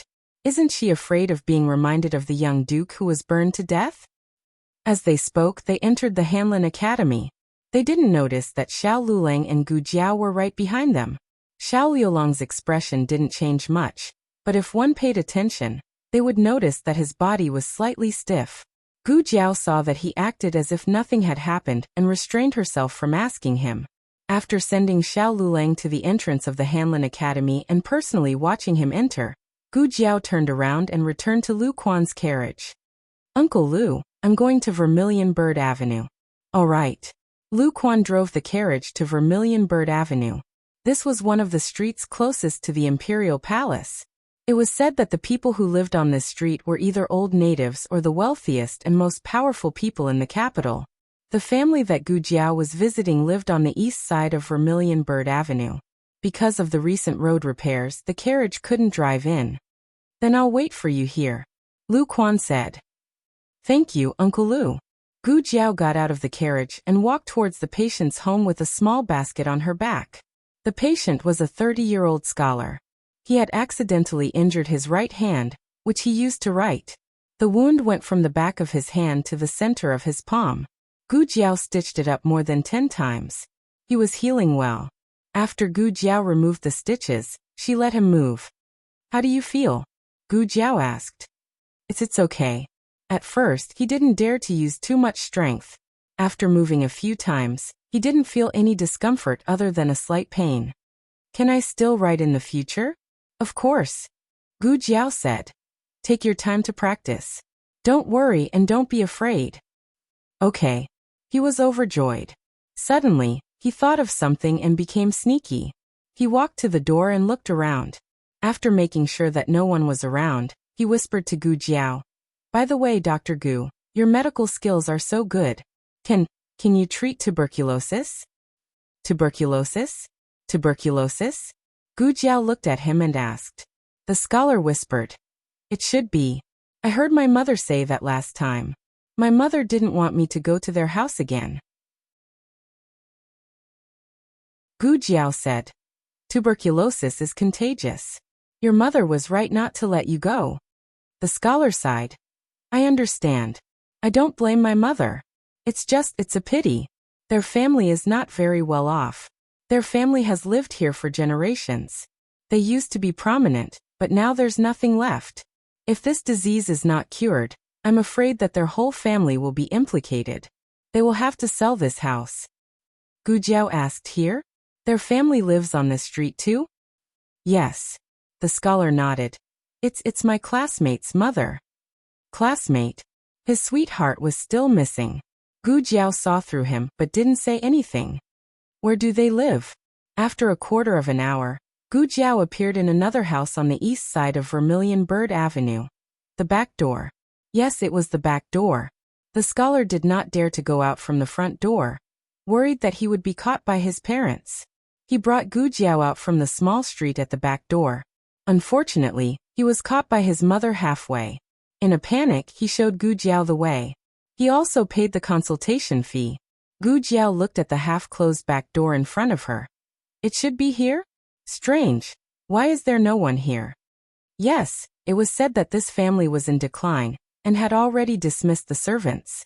During the day, his classmate was studying in the academy. Only his sister and the patient were at home. But because tuberculosis was contagious, the patient lived in the double-entry hospital at the back and almost didn't let his son and daughter come here. So Gu Jiao was right to go through the back door. She could see the patient's room when she went in. Which one? Gu Jiao stepped over the threshold. The yard was very clean and there were some flowers on both sides. Gu Jiao didn't know much about flowers, but she felt that these flowers were more beautiful than the flowers in the imperial garden. She was sick but still had the leisure to take care of flowers. It was not like what the scholar said about being sick and living a passive life. A low cough came from one of the side rooms. Gu Jiao put on the mask she took out from the small medicine box. She went to the side room and gently pushed the door open. There was actually someone in the room, sitting on the beam. Gu Jiao didn't see him, but he saw Gu Jiao at a glance. But he did nothing and let Gu Jiao approach the bed. There was a curtain on the bed. Gu Jiao gently lifted the curtain. She had thought that she would see a sickly, and haggard person with tuberculosis, but instead, she saw an indescribable beauty. She was covered with a thin quilt. Her black hair was like satin, and her skin was as delicate as white porcelain. Unfortunately, Gu Jiao only took one look. She turned her body in her sleep. She was facing inside, and Gu Jiao could no longer see her face. But the stunning sight from just now was still clear in Gu Jiao's mind. Is this really the tuberculosis patient that the scholar said was dying? It wasn't that tuberculosis patients couldn't be beautiful, but when they were seriously ill, their complexion wouldn't be good. Moreover, along the way, the scholar kept reminding her not to be frightened by the appearance of the patient, such as unkempt hair and dirty face. How could this be called unkempt? There was no one in the world more clean and elegant than her. Gu Jiao didn't know what was going on.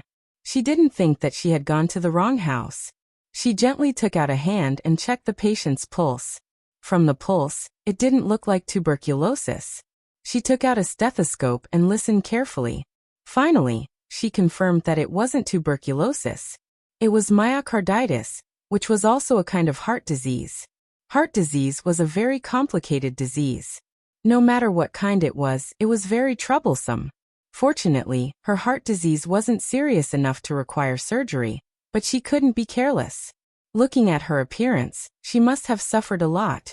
Using blockers and amiodarone for this kind of heart disease had good effects. However, the research institute had developed a special medicine that was even more effective. Gu Jiao opened the small medicine box and took out a box of special medicine. She planned to put it in her own porcelain bottle, but she found that the porcelain bottles in the small basket were all used up. Coincidentally, there were several medicine bottles on the table. Gu Jiao casually picked one up and poured out the pill inside to sniff. This is a high-level health pill. It doesn't have any effect on the illness. Gu Jiao poured out the pill inside the bottle and put the special medicine's white pill inside. She stuck a small cloth on the bottle and wrote down the usage and dosage before standing to leave. In the front yard, a woman in her 30s wearing a light green cloak was helping the Crown Prince consort onto the carriage. "Lord Eugene, please wait," the Crown Prince consort said gently. The woman called Lord Eugene said calmly and politely, Many thanks to the Crown Prince Consort for coming to visit the princess and giving the princess medicine. When the princess wakes up, I will report to the princess that the Crown Prince Consort has come. Digression. Shadow Dragon Guard. I saw everything. Give me a monthly ticket, and I'll tell the princess. The newest chapter of this book is not finished. For more exciting content, please scan the QR code below to download the app. Novels are updated even faster. Millions of novels are free to read. Novels with content that can't be found online are all here. https://www.zhbqg.com/89642_8964286/110733558. HTML Genius remembers this site's address in 1 second. www.zhbqg.com Bikuga mobile reading website. zhbqg.com.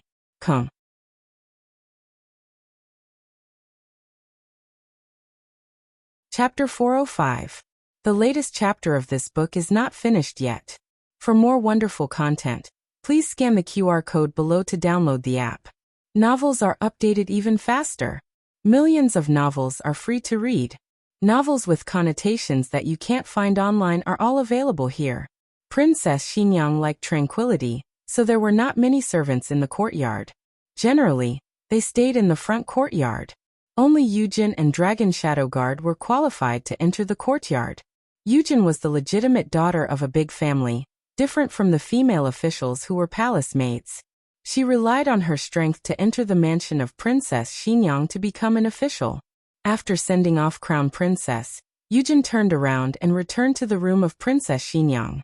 Princess Xinyang slept until evening before waking up. When she woke up, she felt her chest was very stuffy.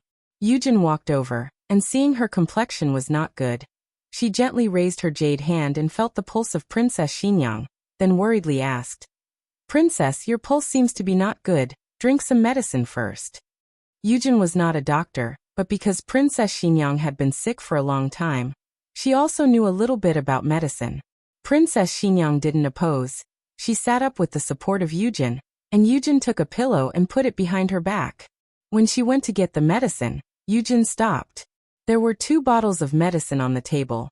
One bottle was heart protection pill she had bought from Yen State's pharmacist, and the other bottle was 100 Flowers pill that Crown Princess had personally sent. 100 Flowers pill was extremely rare, even rarer than heart protection pill of Yen State's pharmacist. It was said that it could cure all kinds of diseases. Yujin told Princess Xinyang that Crown Princess had come and sent 100 Flowers pill. "Let me see," Princess Xinyang said. Princess Xinyang had already seen heart protection pill, so she naturally wanted to see Crown Princess 100 Flowers pill. Yujin took 100 Flowers pill from the table. What's wrong?" Princess Xinyang asked. "How come there is a piece of cloth on the bottle? There are also words." Gu Jiao had used a charcoal pen to write, so it was not as ugly as calligraphy, but it was also not too beautiful. For a daughter from a scholarly family like Eugene, such words were, to be honest, somewhat painful to the eyes. But what really made Yujin puzzled was not the words themselves. Princess Xinyang looked at the bottle in her hand and said, "There was no cloth before? I remember there wasn't. Could it be that I remembered wrongly?" Yujin frowned and looked above her head. Longy flew down and landed 3 steps away from these 2 people. Eugene looked at him and asked, "Did someone come by just now?" Longy didn't speak. "Forget it. Why would I ask you?" Eugene shook her head. This, however, reminded her, Longy was guarding inside the room, and it was impossible for suspicious people to enter.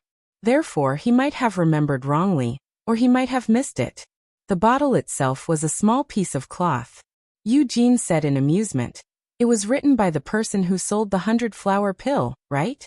The Crown Prince Consort's handwriting wasn't so strange. With this interruption, Princess Xinyang didn't eat the 100 Flower pill first. Instead, she ate 2 heart protection pills that she usually ate. In the middle of the night, Princess Xinyang began to have a high fever, accompanied by severe chest pain.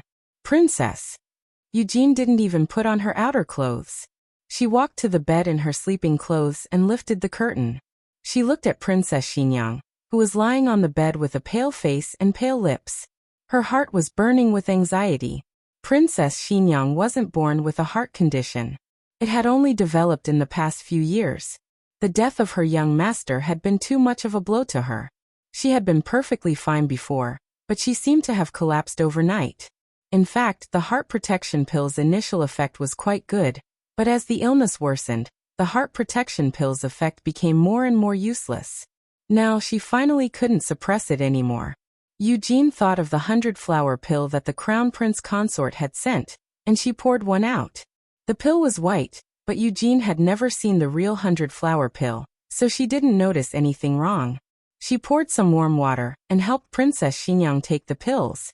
The pill took effect very quickly, and after about half an hour, Princess Xinyang felt less uncomfortable. Her heart palpitations lessened, and her chest pain also gradually disappeared. She slept well in the latter half of the night. When she woke up, the high fever had completely subsided. Eugene wrung out a handkerchief and wiped her forehead while saying with gratification, "I didn't expect the 100-flower pill's effect to be so miraculous. If I had known earlier, I would have found it for the princess earlier." Princess Xinyang said, "Do you think the 100-flower pill is something that can be obtained just because you want it?" Eugene smiled. "That's true. The 100-flower pill's prescription has always been a secret of the Bai family of the state of Zhao. They only refine one cauldron every year, and buying it all depends on luck. The Crown Prince consort is considerate." Princess Xinyang responded softly. Eugene continued, 200 flower pills a day. Since the princess is awake, quickly take one. Last night, she had been so uncomfortable that she hadn't been in the mood to see what the 100-flower pill looked like. Now that she took a closer look, she found that it wasn't the same as the rumored 100-flower pill. The 100-flower pill wasn't really made from 100 kinds of fresh flowers, but it did use a lot of flower petals, so the pill itself had a bit of a floral fragrance. But this pill, or rather, the pill was more appropriate. It was white, colorless, and odorless. If it wasn't for its miraculous effect, Princess Xinyang would have thought that the Crown Prince consort had bought a fake 100-flower pill. It seems the rumors can't be trusted. After she finished speaking, she took the warm water Eugene handed her and swallowed the 100-flower pill. The princess's return to the capital was a major event. It was reasonable for her to enter the palace to pay respects to Empress Dowager Zhuang and the emperor. She had been tired from the journey a few days ago, and her body wasn't well. Now that she was much better, she naturally had to prepare to enter the palace. After breakfast, Princess Xinyang took the specialties she had brought from Fengdu Mountain and rode a carriage to the imperial palace. The emperor was reviewing memorials in the imperial study. Eunuch Wei bowed as he entered the room. "Your Majesty, Princess Xinyang requests an audience." The emperor was slightly surprised. He put down the memorial in his hand and said, "Let the princess in." Yes. Eunuch Wei personally went outside to invite Princess Xinyang in. Princess Xinyang stood in the imperial study. She raised her arms and crossed her hands in front of her forehead. She bowed. "Chen Mei greets your Majesty. Don't be so courteous." The emperor reached out his hand. "Rise." "Thank you, your Majesty." Princess Xinyang straightened. Give her a seat," the emperor said to Eunuch Wei. "Yes." Eunuch Wei didn't look sideways as he moved a chair over. "Princess, please sit." Princess Xinyang didn't stand on ceremony and sat down smoothly. The emperor wanted to rub his hands together. It was shameful to say that although Princess Xinyang was his younger sister, he always felt that Princess Xinyang was his older sister whenever he interacted with her. Other people might not be able to tell, but the emperor knew that Princess Xinyang was the one who resembled the previous emperor the most among his children. Their appearances were similar, but their eyes were even more similar. Methods. He had never thought that the women in the imperial harem were capable of such methods, except for Empress Dowager Zhuang. But after the incident with concubine Jing, he no longer dared to look down on any woman in the imperial harem. Moreover, he had carefully thought about it these past few days. Princess Xinyang had lost her mother's protection at the age of 13. She wasn't close to either concubine Zhuang or concubine Lu. Under those circumstances, It would have been very difficult for her to protect herself. But he had never heard of her being bullied.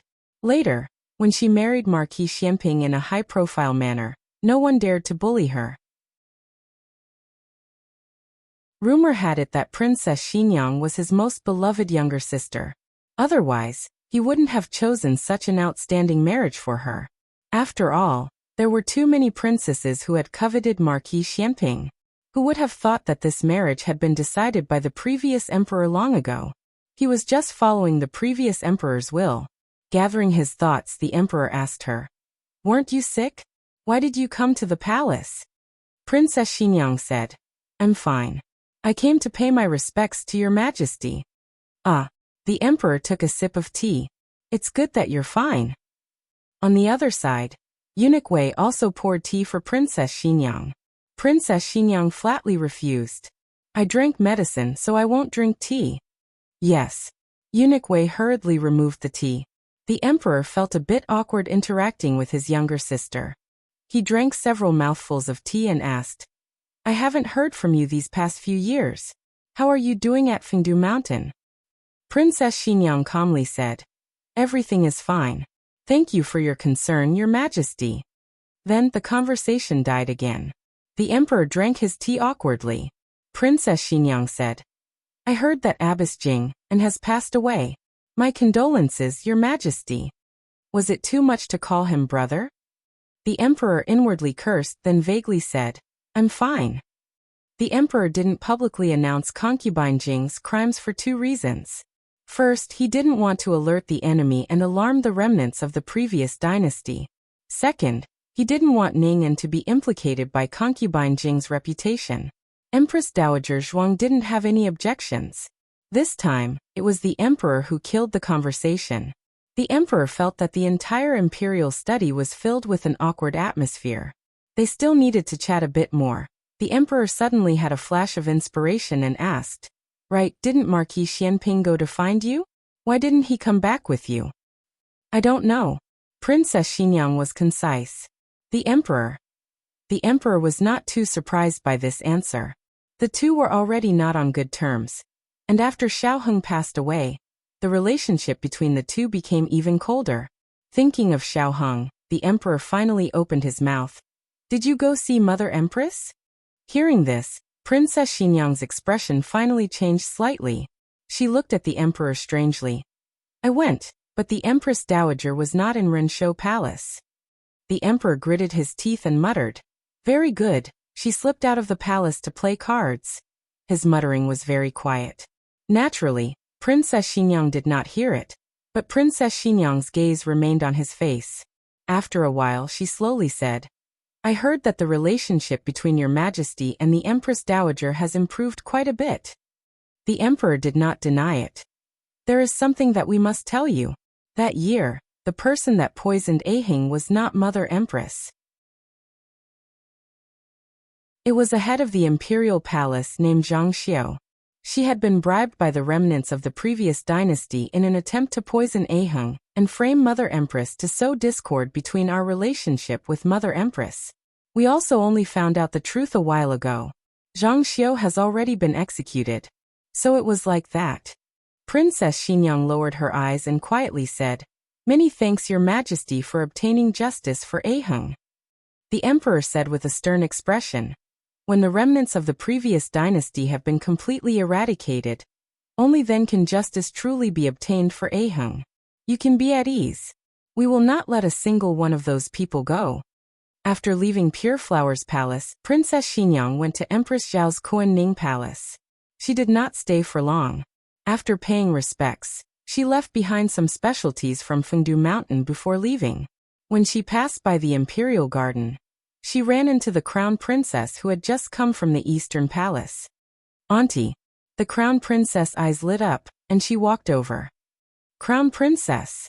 Princess Xinyang greeted her. The crown princess was like a child meeting an elder. Excitedly holding Princess Xinyang's hand, she said, "It really is too much of a coincidence. I was originally planning on going to visit Auntie. Who knew that I would run into you here?" Princess Xinyang looked at her and said, "You are now the crown princess. There is no need to be so courteous." The crown princess had a panicked expression. Auntie, have we become estranged? In my heart, regardless of who I am now or who I will be in the future, uncle and auntie will always be the elders that I respect the most. Princess Xinyang let out an almost inaudible sigh. The crown princess worriedly asked, Auntie, how is your body? I went to visit you yesterday, and you were unconscious. I was worried for an entire night, and my heart was in a mess. I actually did not know that your condition had deteriorated to this degree while you were in Fengdu Mountain. If I knew earlier, I would have worked even harder to find the 100-flower pill. Right, Auntie, have you taken the 100-flower pill? How is the effect? The effect is very good. Thanks to you, I can already get out of bed and walk. Princess Xinyang paused and then asked, Where did you get the 100-flower pill? The crown princess looked around and then leaned close to Princess Xinyang. Lowering her voice, she said, I bought it from a place called the Underground Dojo. There was a saberman from Zhao there. He happened to have a bottle of 100-flower pills. The Underground Dojo was a mixed bag of good and bad people, but it had to be the Underground Dojo to buy this kind of thing. Princess Xinyang's last trace of doubt about the 100-flower pill was dispelled. Perhaps the 100-flower pill was truly colorless and tasteless. It was just that the people of the world had changed its appearance. The crown princess smiled slightly and said, Auntie, if you are not in a hurry to leave the palace, go sit in the pavilion. I will chat with you. Many things have happened in the capital in the years that you were gone. I can tell you about them one by one. Princess Xinyang did not refuse. It was not because she wanted to hear about the capital, but because she did not want to disrespect the crown princess. The two walked up the steps and sat down in the pavilion in the imperial garden. The crown princess ordered the palace servants to prepare tea and pastries. Eugene looked at the butter tea and rose cake on the table and smiled. Crown princess still remembers what the princess likes. The crown princess smiled and said, Of course I remember. I remember everything that uncle and auntie like to eat. What Ahing likes to eat, I also. Halfway through her words, she suddenly paused. Realizing that she had mentioned something that she should not have mentioned, she felt annoyed and guiltily looked at Princess Xinyang. Auntie, I'm sorry. Princess Xinyang's expression was very calm. You also remember what Ahing likes to eat. There's nothing that can't be said. Eugene waved her hand and dismissed the palace servants. Only she, the crown princess and Princess Xinyang remained in the pavilion. The crown princess guiltily said, Auntie, I'm sorry. Princess Xinyang said, There's no need to apologize. The crown princess opened her mouth. Princess Xinyang calmly said, There's no need to apologize for what you said, and there's no need to apologize for becoming the crown princess. Ahing has already died. Not to mention that you did not get married. But even if you did, there's nothing wrong with you remarrying. The crown princess tightly gripped the handkerchief in her hand. Her eyes were slightly red, and her throat was choked with emotion. Did the crown prince treat you well? Princess Xinyang asked her. The crown princess choked with emotion and nodded. Princess Xinyang also nodded. Then I can be at ease. Eugene. She gave Eugene a meaningful glance. Eugene understood and walked down the steps. She waved to a maidservant that was accompanying her. The maidservant walked into the pavilion. Eugene said, Did you bring the things I told you to bring? The maidservant thought a little then said, I sent them all out. Eugene said, Isn't there still a box of 1,000-year-old Lingji? Oh, I forgot it in the carriage. The maidservant covered her mouth. This servant will go get it. After taking a couple steps, she awkwardly returned. This servant doesn't know the way. The maidservant had been brought over from Fengdu Mountain. This was her first time entering the palace. I'll go get it, Eugene said to Princess Xinyang. Princess Xinyang said, No need. Long Yi will go get it. Hearing these words, the crown princess was confused. Who was Long Yi? She looked at the palace people below the steps, but she didn't see anyone leaving. Long Yi was hiding in the dark. Even experts were unable to detect him, let alone the crown princess. There was only one box left in the carriage. It was easy to recognize. Long Yi quickly went to the carriage and took the box. When Long Yi descended from the sky and entered the pavilion with a brocade box, the crown princess was shocked. Princess Xinyang said to the crown princess, "Thank you for the medicine. This is a gift of thanks." Then she said to Long Yi, "Give the gift to the crown princess." Long Yi didn't give it. Shadow Dragon guards generally didn't disobey the orders of their master, unless they didn't understand. Princess Xinyang was a patient master. She pointed at the box and then pointed at the crown princess, and explained word by word. The box in your hand is a gift of thanks. Give it to the crown princess." Long Yi still didn't give it. Princess Xinyang, "Then give it to me." Long Yi gave it to her. Princess Xinyang personally picked up the box to give it to the crown princess, but Long Yi snatched it again. No matter how stupid the crown princess was, she could see that this shadow guard called Long Yi didn't want to give her the lingji. This was like an elder in a family asking a child to share the sugar with his little friends, but he refused to share no matter what, making everyone very embarrassed.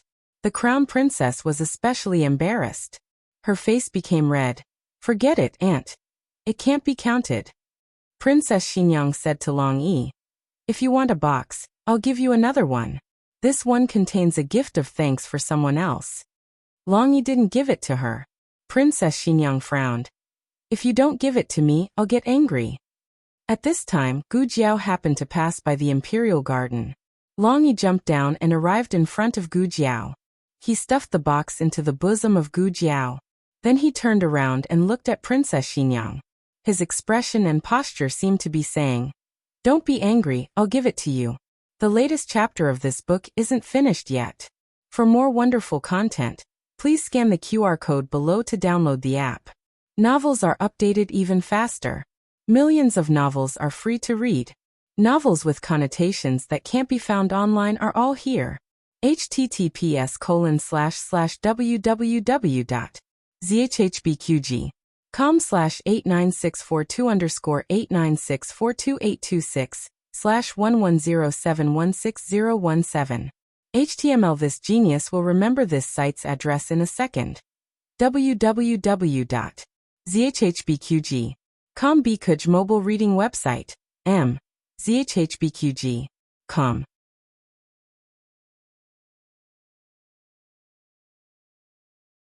Chapter 406. The newest chapter of this book is not finished yet. For more wonderful content, please scan the QR code below to download the app. Novels are updated even faster. Millions of novels are free to read. Novels with connotations that can't be found on the internet are all here. Long Yi's action had successfully shocked everyone. No one expected Long Yi to be so abnormal. Princess Xinyang asked him to give the box to the crown prince consort. It was fine if he didn't give it to the crown prince consort, but he actually gave it to a passerby. That impatient attitude made it seem as if he despised the crown prince consort. Long Yi didn't think so, but he couldn't help but think so. The crown prince consort's background wasn't high enough, but through so many years of unremitting effort, she had already stood in a position that was respected by tens of thousands of people. She was not only the crown prince's virtuous wife, but also the Eastern Palace's strategist. Her position was very important, and she didn't know how many years it had been since she had been treated like this. Her face was burning, and the word embarrassed could no longer describe it. And Gu Jiao, who was stopped by Long Yi, was no less surprised than the crown prince consort. Why was she able to meet this shadow dragon guard in the palace? What kind of ill-fated relationship was this? Gu Jiao bitterly hated the box that was forced into her bosom. She thought, this guy shouldn't have given her a big box full of charcoal, right? Could she refuse? Gu Jiao decisively took a big step back. She didn't want it. The crown prince consort almost fainted. This was something she couldn't even think of, but this girl actually didn't want it. It wasn't that the crown prince consort wanted a 1,000-year-old Ganoderma. She wanted Princess Xinyang's kind intentions, but there was someone who didn't take it seriously. The crown prince consort's face was even more embarrassed. Princess Xinyang looked towards the direction of Long Yi and Gu Jiao, and muttered to herself for a moment. She said to Yujin, "I haven't returned to the capital for several years, but there are many new faces in the palace. Yujin, go invite them here." "Yes." Yujin slightly bowed and walked down the steps. Gu Jiao saw her at a glance. Yujin was different from the majority of female officials in the palace. Her temperament was written in her bones. She wasn't wearing a veil today, so she lacked a mysterious beauty, but also had a bit more of a female official's dignity. She stood in front of Gu Jiao, smiled slightly, and said politely and dignified, "Miss, my princess invites you." My home? If this madam said that she was a princess, Gu Jiao wouldn't not believe it. How could someone with such an extraordinary temperament be just a maid of a princess? Speaking of which, Gu Jiao had not seen the princesses of the royal family. They were all married and did not live in the palace. He didn't know which princess this madam was referring to. Gu Jiao walked towards the pavilion with her. Long Yi stuffed the box to her again. Then grabbing her hand, he forced her to hold the box. Eugene looked at the two of them. Gu Jiao looked innocent. "I really didn't do it on purpose." Eugene smiled and did not seem to mind. She pointed at the stairs and said, "Miss, please." Gu Jiao walked up the stairs and came to the pavilion. The crown princess was also present. But Gu Jiao did not notice her at all. From the moment she entered the pavilion, her gaze was attracted by Princess Xinyang. She was wearing a plain white corset skirt and a translucent golden muslin robe. She was dignified, noble, gorgeous, and elegant. Her temperament was peerless. Her attire was not ostentatious, but it was like she was wearing a phoenix's robe. For some reason, she exuded a noble aura. No wonder such a lady was willing to bend her knees to be a subject. She was indeed worthy. Gu Jiao was stunned, but at the same time, she was a bit puzzled. She felt like she had seen this face somewhere before. It was no wonder that Gu Jiao could not remember. She had only seen half of a pale face in the residence on Vermilion Bird Avenue. Moreover, she had only caught a glimpse of it. Today, Princess Xinyang was wearing gorgeous clothes and had exquisite makeup. She did not look sick at all. The crown princess introduced, "Miss Gu, this is Princess Xinyang." Yang. Princess? Gu Jiao looked at her with a whoosh. The crown princess continued, "Princess Xinyang, this is the daughter of Marquis Ding and Fu, Miss Gu. I haven't seen you in a few years, but you've changed." Princess Xinyang had seen Gu Jinyu before, but she was not familiar with her. The crown princess explained, "This is the eldest daughter of Marquis Ding and Fu. She has been wandering among the common people since childhood, and has only recently returned to the capital. Gu Jinyu is the second daughter of Marquis Ding and Fu." Princess Xinyang was not interested in other people's private affairs. She only wanted to see who Long Yi was so interested in. She looked at Gu Jiao and asked, "Has Long Yi seen you before?" Long Yi? That dragon shadow guard was called Long Yi? She had wanted to call him Long Batian in the underground martial arts field, but it was against the rules. It was said to offend the emperor, but this guy could directly call himself Long Yi. He had a backer, how impressive. "Never seen him before," Gu Jiao said without changing her expression. She could not reveal that she had gone to the underground martial arts field. She was still waiting to harvest the crown prince's leeks. In any case, Dragon Shadow Guard was not speaking, so it was impossible to expose her on the spot.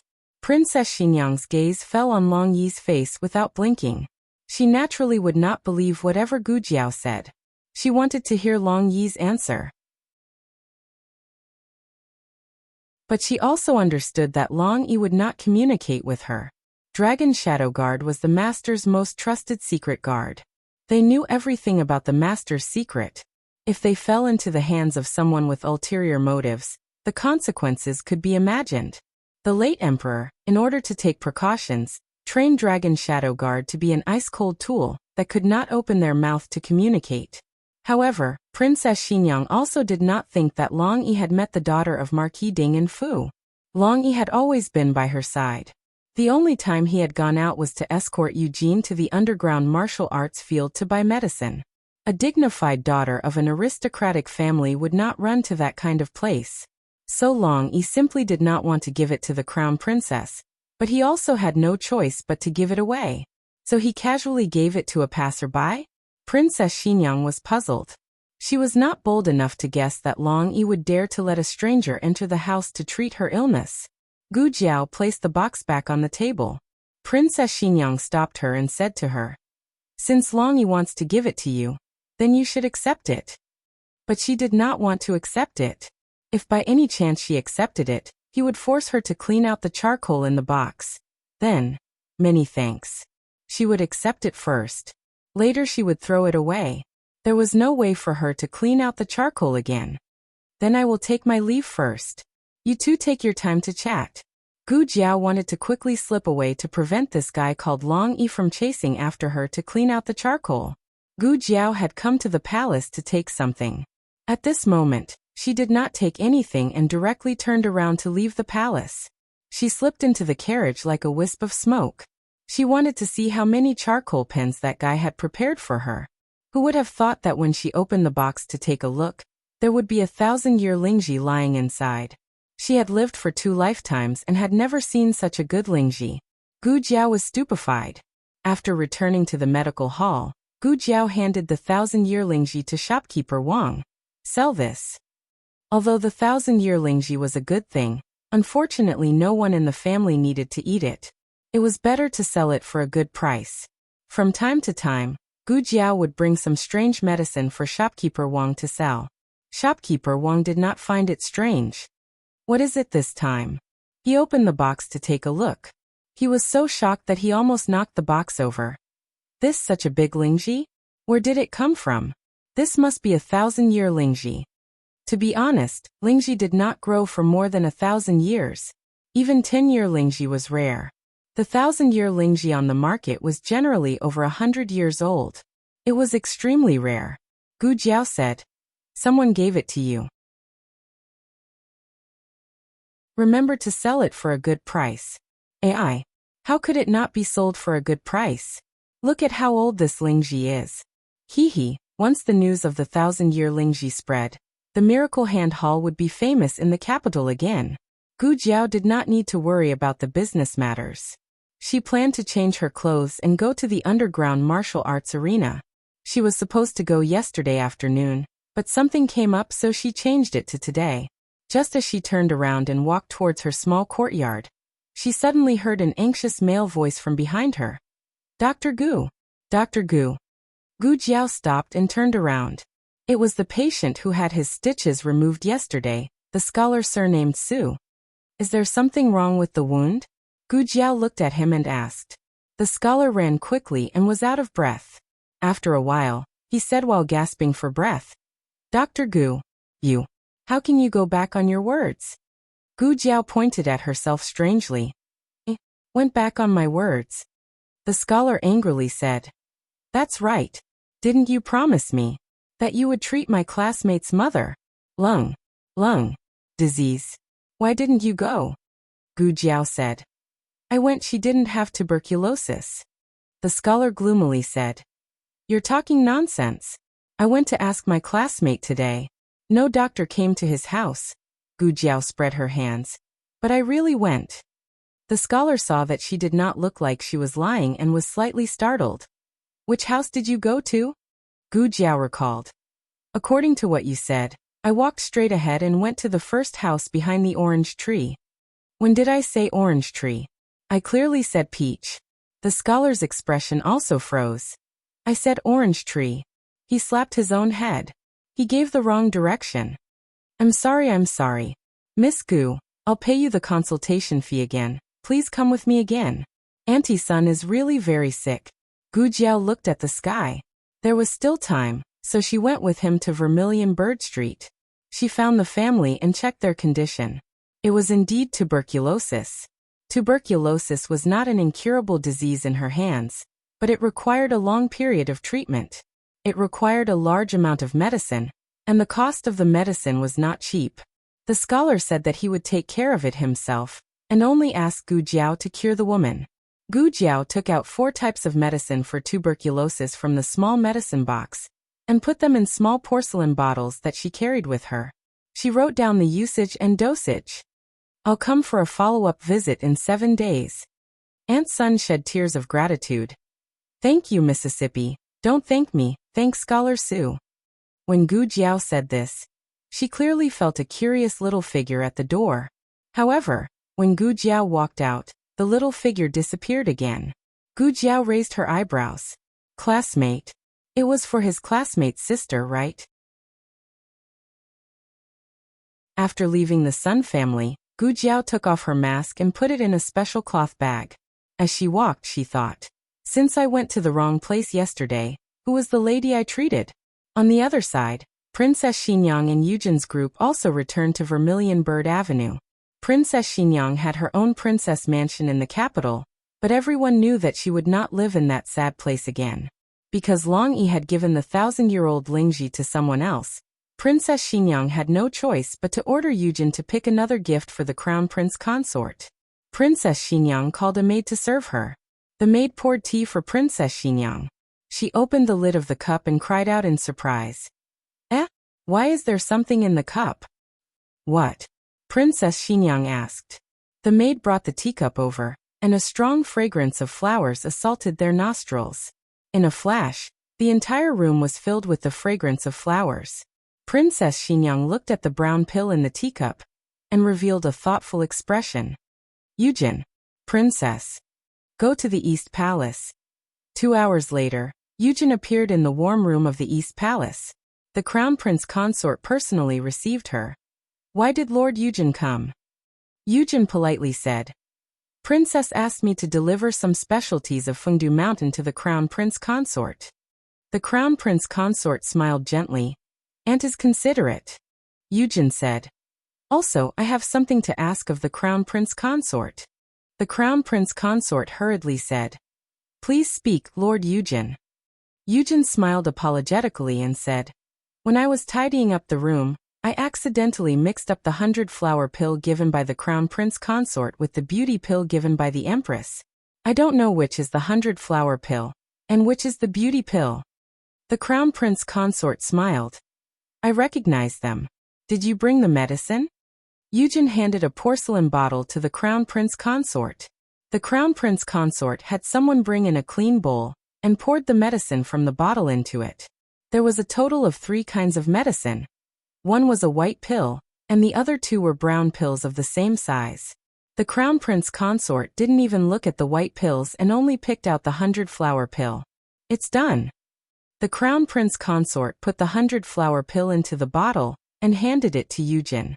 Eugen took the bottle and calmly took out a piece of cloth. That's right. Has the Crown Prince consort seen the words on this note? No, who wrote it? So ugly, she said in her heart. Eugen returned to the residence of Vermilion Bird Avenue and reported to Princess Xinyang. Princess Xinyang looked at the note and white pills on the table, and again looked at the 100-flower pill inside the bottle. If she still couldn't guess that the medicine had been tampered with, then it wouldn't be justified. And from Long Yi's reaction in the Imperial Garden, the person who had tampered with the medicine was the daughter of Marquis Dingen. Long Yi didn't disobey her order. He merely gave the gift to the person who truly deserved it. Merely, there were a lot of suspicious points in this matter. It was impossible for Long Yi to not notice the other party, but Long Yi not only didn't stop her from entering the room, but also allowed her to change her medicine. This was one of the reasons. Secondly, why did the other party secretly change her medicine? Did they harm her? But those white pills clearly had a medicinal effect. Did they help her? They were neither relatives nor friends, so why did they help her? And she clearly helped her, but today in the pavilion, she pretended not to know her? What was this? Was it a means to attract her attention? Also, not many people knew that she lived in Vermilion Bird Street. The Crown Princess came because she sent Eugen to the palace to report her safety to the Emperor, allowing the Crown Princess to meet her. Where did the insignificant daughter of Marquis Ding and have the ability to reach the heavens to find this place? Princess Xinyang wasn't a delicate princess like Ning'an who was protected under the wings of the Emperor and the Empress Dowager. She had experienced countless storms and undercurrents, and she had lost her only flesh and blood. She wouldn't easily trust anyone, and also wouldn't underestimate anyone with ulterior motives in this world. She looked at the bright moon outside the window, and her fingertips lightly tapped on the table. With each tap, the night seemed to become quieter. Suddenly, her fingertips paused, and she coldly said, "Bring that girl to me."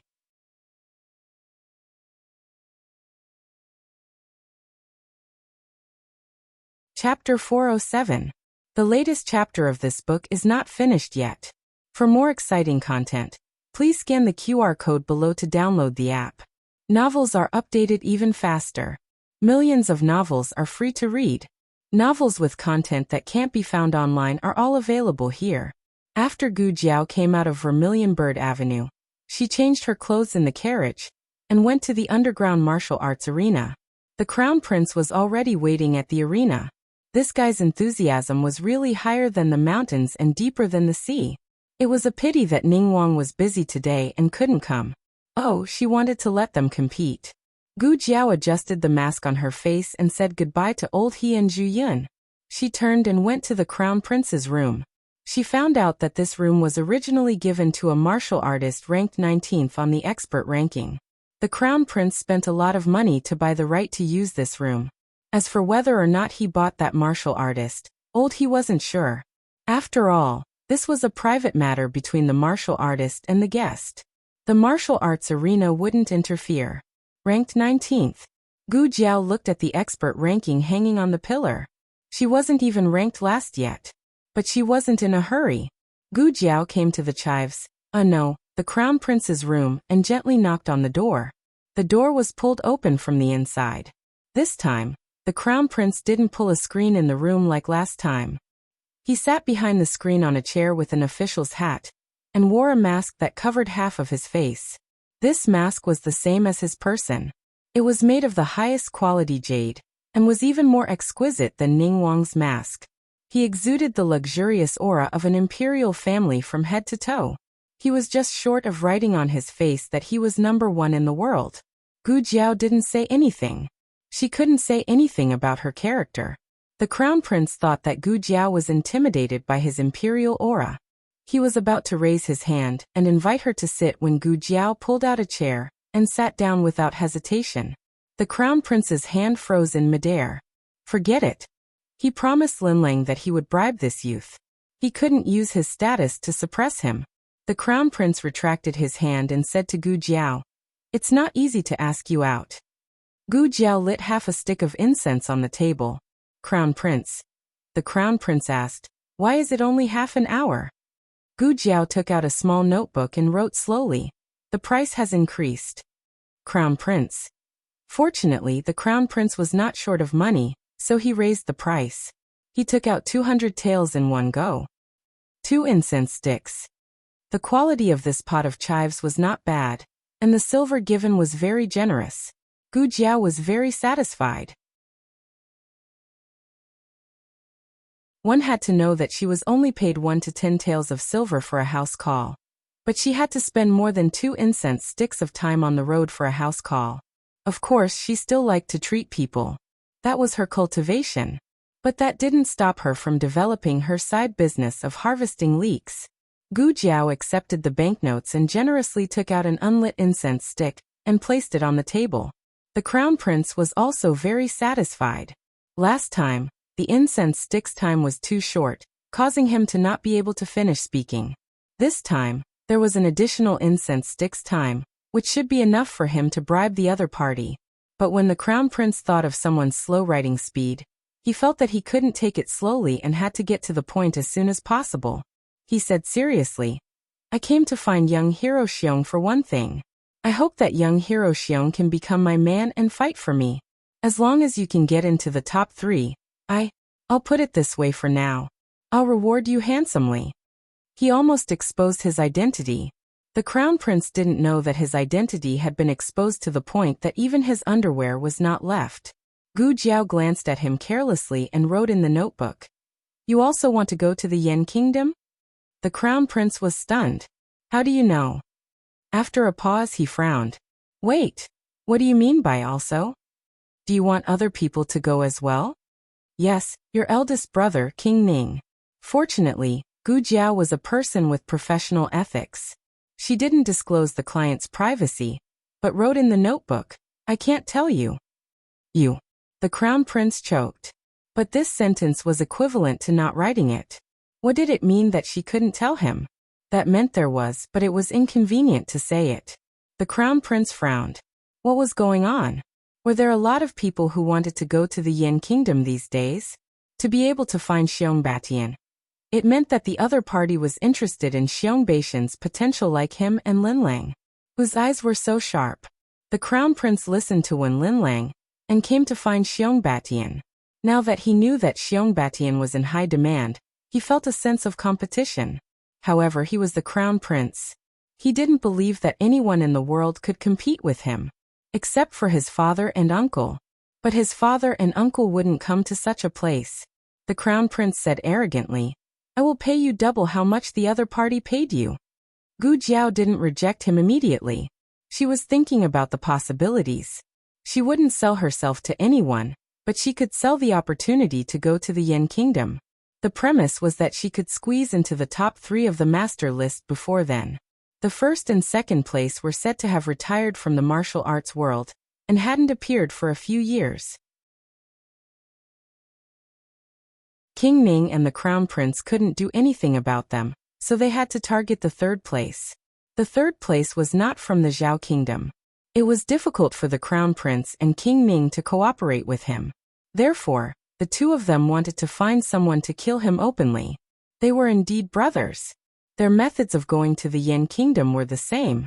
"Why do you want to go to the Yin Kingdom?" Gu Jiao asked. She had to figure out his motive.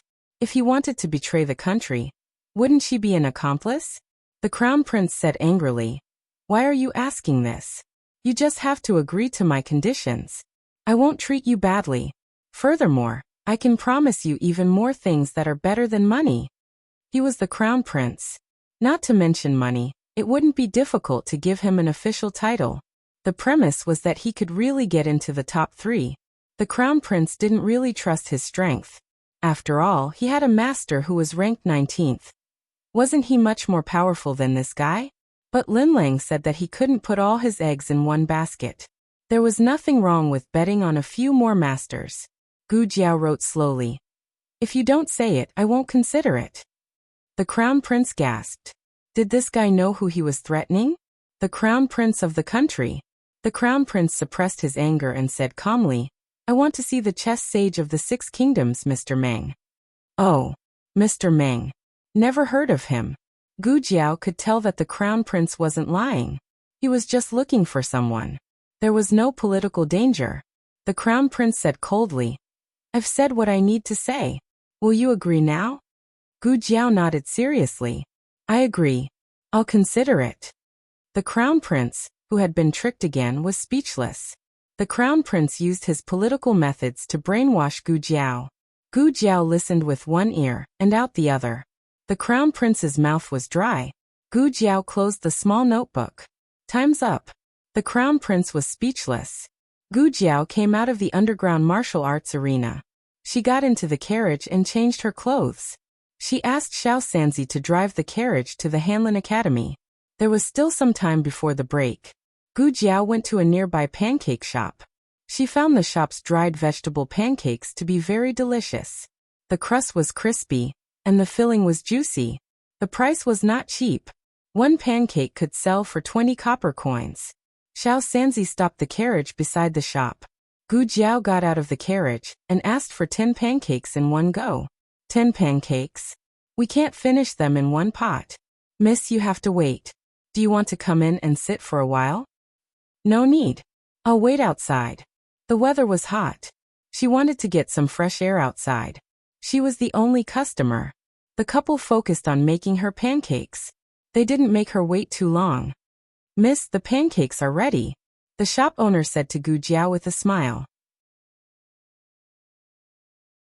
Gu Jiao walked over.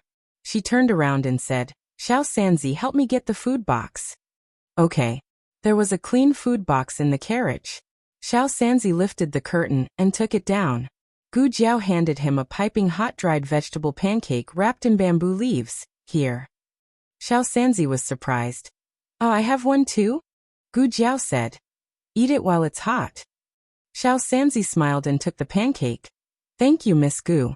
After the pancakes were packed, Gu Jiao paid for them. Xiao Sanzi took a bite of the piping hot pancake. He gasped as he took the food box with his other hand and said, "Let me." He carried the food box into the carriage. "Miss Gu, you should eat one while it's hot. It's crispy now." It'll be soft when you get home. Okay. Gu Jiao replied. Then, Xiao Sanzi put the food box away and jumped off the carriage. But Gu Jiao was nowhere to be seen. He circled around the carriage, and even looked under the carriage. Where is she? Boss, did you see my miss? Lady Boss said. Didn't she get on the carriage with you just now? No. Xiao Sanzi lifted the curtain and confirmed that the carriage was empty. This was strange. She was clearly talking to him just now. How could she disappear in the blink of an eye? He was dumbstruck and stood in place. Did I see a ghost? Gu Jiao also didn't expect that she would be kidnapped in the middle of the street while she was buying pancakes. Moreover, no one saw her. She was still held in the waist with his arm. This familiar posture, this familiar formula. The fear of being controlled by a pen once again welled up in her heart. Gu Jiao's little face was cold. She decided to let go of the burden of being an idol, and shouted loudly on the street. But just when she opened her mouth, a strong wind blew into her face and her cheeks changed shape. Gu Jiao was taken to Vermilion Bird Street by Long Yi. Long Yi didn't need to go through the back door. Of course, he also didn't need to go through the front door. He directly descended from the sky and landed in the courtyard of Princess Xinyang. Gu Jiao looked at the courtyard full of colorful and brilliant red flower buds. The valve of her memory was opened. She had been here before. This was the first house behind the orange tree. She had mistakenly thought that the madam of this house was a tuberculosis patient mentioned by the scholar. She had entered the house and treated her illness for free. That's right, it was free because no one paid the consultation fee. Strange, why did Long Yi bring her here? Soon she knew the reason. Because after Long Yi had put her down, she saw Princess Xinyang sitting upright inside the house. Gu Jiao understood everything. No wonder when she had seen Princess Xinyang in the palace, she had felt an indescribable sense of familiarity. As it turned out, she had really seen her before. Then, that day when she had heard the conversation in the restaurant near the underground martial arts field, it was also her and that female official's conversation. The medicine that female official had gone to the underground martial arts field to look for the pharmacists of Yen State was also bought for her. But why was it a bottle of high-grade tonic? Were the pharmacists of Yen State so weak? They couldn't even take out a bottle of decent heart protection pill? Gu Jiao naturally didn't know that bottle of high-grade tonic was called 100 Flowers Pill, which was bought by the crown princess from a swordsman of Zhao State. 100 Flowers Pill was rumored to be miraculous, but in fact it was only a kind of tonic that replenished qi and blood.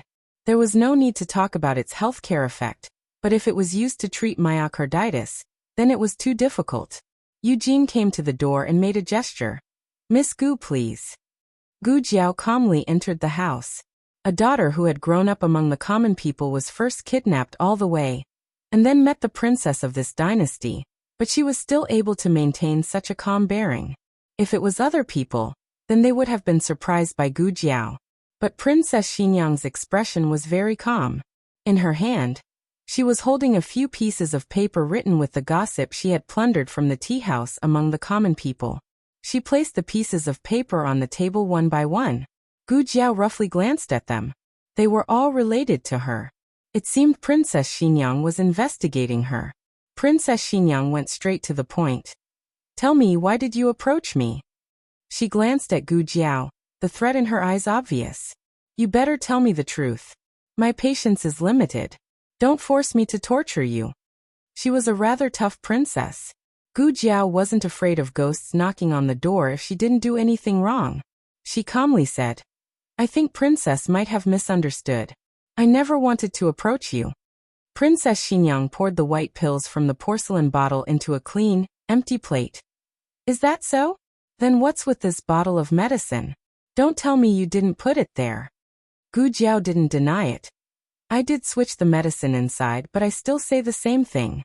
Princess misunderstood. I was asked by someone to come to Vermilion Bird Avenue to treat a tuberculosis patient. I didn't expect to walk into the wrong house, and mistakenly mistook Princess for the patient. Princess Xinyang looked at Gu Jiao and said lightly, I don't have tuberculosis. Gu Jiao said, I know. I didn't give you the medicine to treat tuberculosis.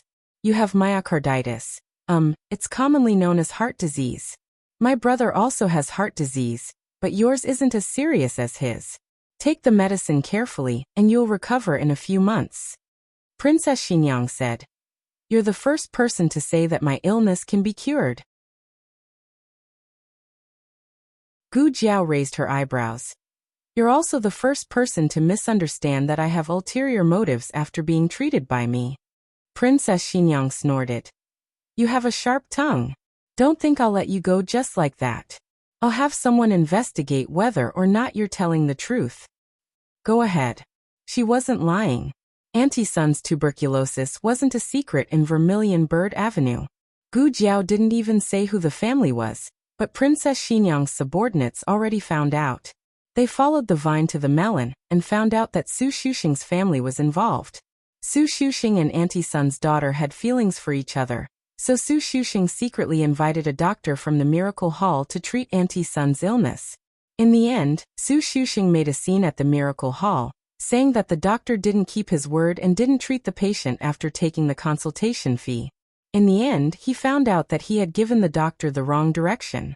He invited the doctor to Auntie Sun's house to treat her again, and left behind a few types of medicine. Those medicines were different from those in regular pharmacies, but they were very similar to Princess Xinyang's medicine. It was obvious that they came from the same doctor. How is it? I didn't lie to you, did I? Gu Jiao crossed her arms. No one offered her a seat, so she found a chair and sat down.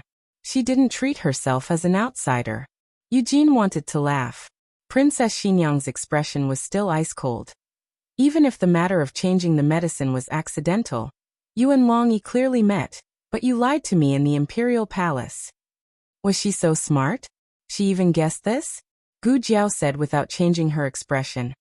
Evidence, Princess can't slander me again, and slander me a second time. Princess Xinyang coldly said. If you didn't meet Long Yi, and didn't use any tricks on Long Yi, why would Long Yi let you in? Gu Jiao seriously thought for a bit. Because I'm cute? Princess Xinyang. Eugene chuckled. Princess Xinyang's expression became even colder.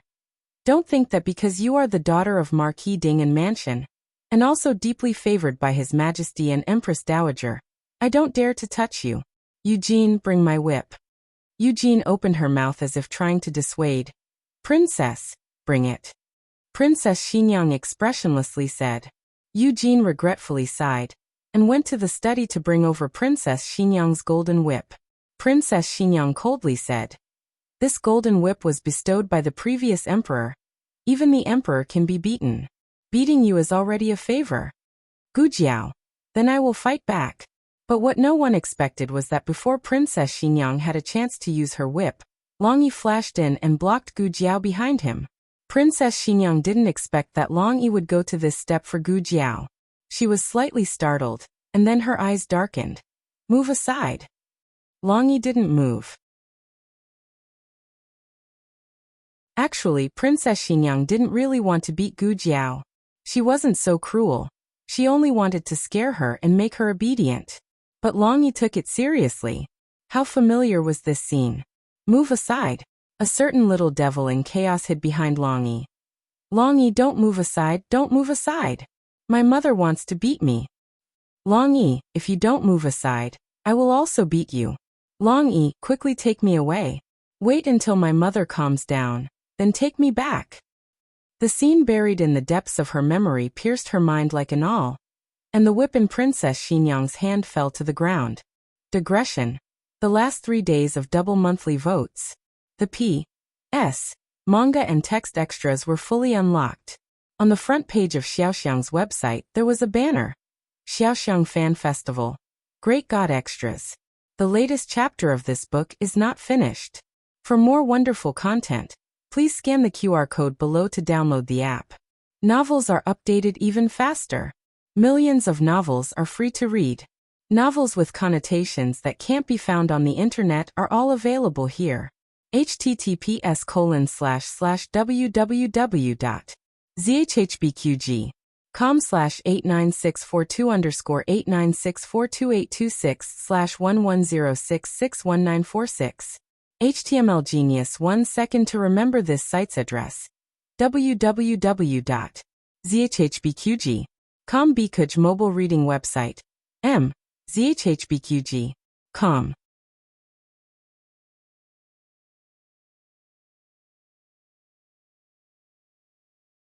Chapter 408. The latest chapter of this book is not finished yet. For more exciting content, please scan the QR code below to download the app. Novels are updated at a faster rate. Millions of novels are free to read. Novels with content that cannot be found online are all available here. Princess Xinyang fainted without any warning. The servants in the courtyard did not lose their heads out of worry. Everyone went about their own business in an orderly manner under Eugène's command. Princess Xinyang was carried to the bed by Eugène. Gu Jiao did not realize that the delicate and weak Eugène actually had such strength. However, Eugène was not a martial arts practitioner after all, so she had used up all of her strength. She panted for a while, her forehead covered in a thin layer of sweat. "Lord Eugène, this servant will go get a doctor," said a servant girl. Eugène nodded, then seemed to think of something and shook her head. Then she looked at Gu Jiao, who had not taken advantage of the chaos to escape. She asked seriously, "Dr. Gu, can I trust you?" Dusk was setting in the west. Xiao Lulang finished his day's work and came out of the Hanlin Academy. He saw Xiao Sanzi anxiously pacing back and forth at the door. Xiao Sanzi was the clinic's coachman and often followed Gu Jiao to see patients. Xiao Lulang subconsciously looked behind Xiao Sanzi, only to see a quiet carriage with the curtains tightly shut. However, his intuition told him that Gu Jiao was not in the carriage. "Xiao Sanzi, what's wrong?" Xiao Lulang walked over and asked. Xiao Sanzi heard Xiao Liulang's voice and turned around abruptly, his face full of panic. "Brother Xiao, Miss Gu has disappeared." Xiao Lulang frowned. "When did she disappear? Where did she disappear?" Xiao Sanzi was extremely anxious. Just now," Xiao Lulang comforted him. "Don't panic, tell me slowly." Xiao Sanzi did not know that this was not right. After all, he had seen the emperor with Miss Gu. He had to be calm. Xiao Sanzi calmed himself down and told him what had happened in front of the shop. Xiao Lulang frowned and said, "Are you saying that she suddenly disappeared?" Xiao Sanzi said, "Isn't it sudden? I held the pancake in one hand and the lunchbox in the other. I told her to eat the pancake while it was still hot. Otherwise it would become soft and not crispy.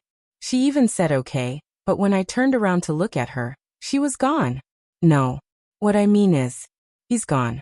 I asked the couple at the bakery, but they didn't see anything either. I looked around, but I couldn't find him even after I searched the entire street." Xiao Lulang went to the crime scene.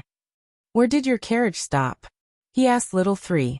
Xiao Sanzi found a place about half a zhang away from the shop. While gesturing, he said, "Here. The horse is standing here, and the carriage is here." After the shop finished dealing with Gu Jiao's business, it had run out of ingredients and closed its doors. No more customers came. Xiao Lulang carefully walked around the crime scene. Suddenly, he squatted down and picked up a broken piece of charcoal. Charcoal wasn't a very good writing tool. Most people wouldn't use it, but Gu Jiao loved to use it. In the pouch that her great-aunt gave her, there was a special compartment for charcoal. If it got dirty, she could take it out and wash it. She would usually put 1 or 2 pieces of charcoal inside. But the charcoal in Xiao Liulang's hand was not the charcoal that Gu Jiao usually used. Her charcoal had been treated, so it was softer. This kind of charcoal was a certain someone's special charcoal. He had only seen it in one place. In the courtyard on Vermilion Bird Avenue. Princess Xinyang slowly woke up. Eugène had been watching over her. When she saw her open her eyes, she smiled and said, "Princess, you're awake. How do you feel?" It wasn't the first time that Princess Xinyang had fainted, but it was the first time that she felt so relaxed after waking up. She didn't feel dizzy or sore all over. It was as if she had just slept casually. Eugène saw her complexion and knew that she had recovered better than before. She smiled and said, "Princess fainted just now. It was Dr. Gu who treated Princess with acupuncture." As she spoke, she stood up, took a step back and bowed. "This subject acted without authorization. Please punish me, Princess." Princess Xinyang looked at her helplessly. You know I won't punish you. Eugene revealed a smile. Princess Xingyang asked, "Where is that girl?" Eugene looked back and said, "In the courtyard." In the colorful courtyard, under a large tree with luxuriant leaves, a certain someone was forced to write again. Her face was very dark. "You're an expert, Zhao Country's shadow guard Long, the world's #1 expert in martial arts. Why do you want others to slap your face?" Gu Jiao said bitterly, not forgetting to break a piece of charcoal. Then she felt that this expert was even happier. She was confused. When Princess Xingyang came out accompanied by Eugene, she saw one big and one small squatting on the ground with a piece of charcoal. Just now, Eugene had been guarding beside Princess Xingyang's bed, so she didn't know that they were like this. Eugene couldn't help but laugh. "Princess," she said, "Long Yi hasn't played with anyone for a long time. The last time was when little Marquis was young." Princess Xingyang indifferently interrupted her. "Eugene, he is dead. Don't mention him again." Eugene lowered her eyes. "Yes." Gu Jiao was in despair. Until her stomach growled, she ended today's business. Eugene asked Gu Jiao to stay for dinner, but Gu Jiao refused. She had suddenly disappeared for so long. Little Sanzi must be very anxious. Maybe Xiao Lulang also knew that she was missing. She had to go back quickly.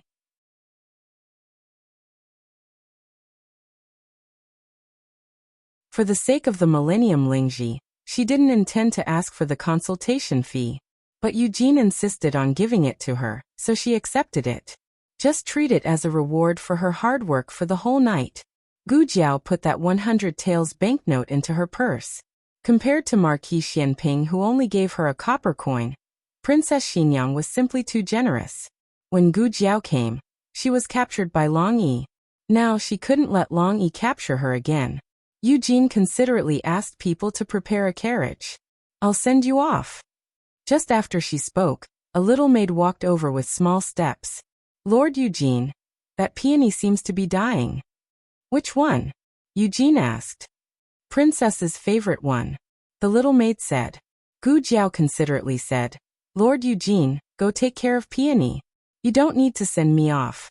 Taking care of Peony was not urgent. But Eugene could see that Gu Jiao didn't like these empty formalities. So she smiled and said, "Okay, then take care. The carriage is at the door. Where do you want to go?" "Just tell the coachman." Gu Jiao agreed. Then, after bidding farewell to Eugene, she went to the front door of the courtyard. The door was ajar. It was open from inside. The moment Gu Jiao opened the door, she saw Xiao Lulang, who was about to knock on the door. Both of them paused. Gu Jiao didn't expect that he would find her here. Xiao Lulang didn't expect that the door would open by itself and Gu Jiao would come out at this time. "Are you okay? Why are you here?" Both of them asked at the same time. Xiao Lulang was still gasping for breath. His forehead was full of fine beads of sweat. It could be seen that he was very tired and anxious on the way. He looked at the courtyard behind Gu Jiao. Gu Jiao's eyes moved. She stepped over the threshold and closed the courtyard door. "Let's go." Eugene heard the voice of an unfamiliar man. She was not at ease, so she walked over to take a look. But Gu Jiao had already left with Xiao Lulang. Eugene asked the coachman, "Where is eldest Madame Gu?" The coachman said, "Just now a person came to look for her. She left with him." "A person came to look for her?" She was captured by Long Yi. How could he guess that Long Yi had captured her here? Eugene was puzzled. She doubtfully followed several steps. Arriving at the corner of Vermilion Bird Avenue, she saw a carriage driving into the dim light of night. On the quiet street, little Sanzi was relieved from a burden as he drove the carriage. Finally, he found Miss Gu. He didn't need to be on tenterhooks anymore. Still, Big Brother Xiao was awesome. He immediately guessed that Miss Gu had come to Vermilion Bird Avenue. Say, how did he guess it? The same doubt also flashed through the mind of Gu Jiao. The difference was Gu Jiao quickly figured out the answer. No wonder he could stop Long Yi from killing her. No wonder Long Yi pinched his face. Long Yi was indeed confirming something. Moreover, he had already confirmed it. Thus, it was reasonable for Long Yi to be so close to her all of a sudden. Although Gu Jiao didn't want to equate being forced to stop writing with being intimate, but if it was someone else who had hit Long Yi's face with a writing brush, she was afraid that the next one to stop would not be those few charcoal pens, but that person himself. Although she had guessed some things, and she felt that with his intelligence, it was impossible for him to not see that she had guessed it. But since he didn't say anything, she also didn't poke through the last layer of window paper. However, she still had to say the reason why she had appeared in Vermilion Bird Avenue. Yesterday, I removed the stitches of a scholar surnamed Su. He asked me to treat his aunt's illness. He also paid the consultation fee. As a result, I went to the wrong place and accidentally entered the courtyard of Princess Xinyang. I mistook Princess Xinyang for that aunt. Gu Jiao concisely narrated the process of changing the medicine, but didn't mention the matter of Long Yi making her stop writing brush. She also didn't mention the matter of Princess Xinyang misunderstanding that she had ulterior motives, and almost used the imperial golden whip bestowed by the late emperor to whip her little butt. It was a bit embarrassing. Princess Xinyang ate the medicine I gave her. The medicine's effect is very good.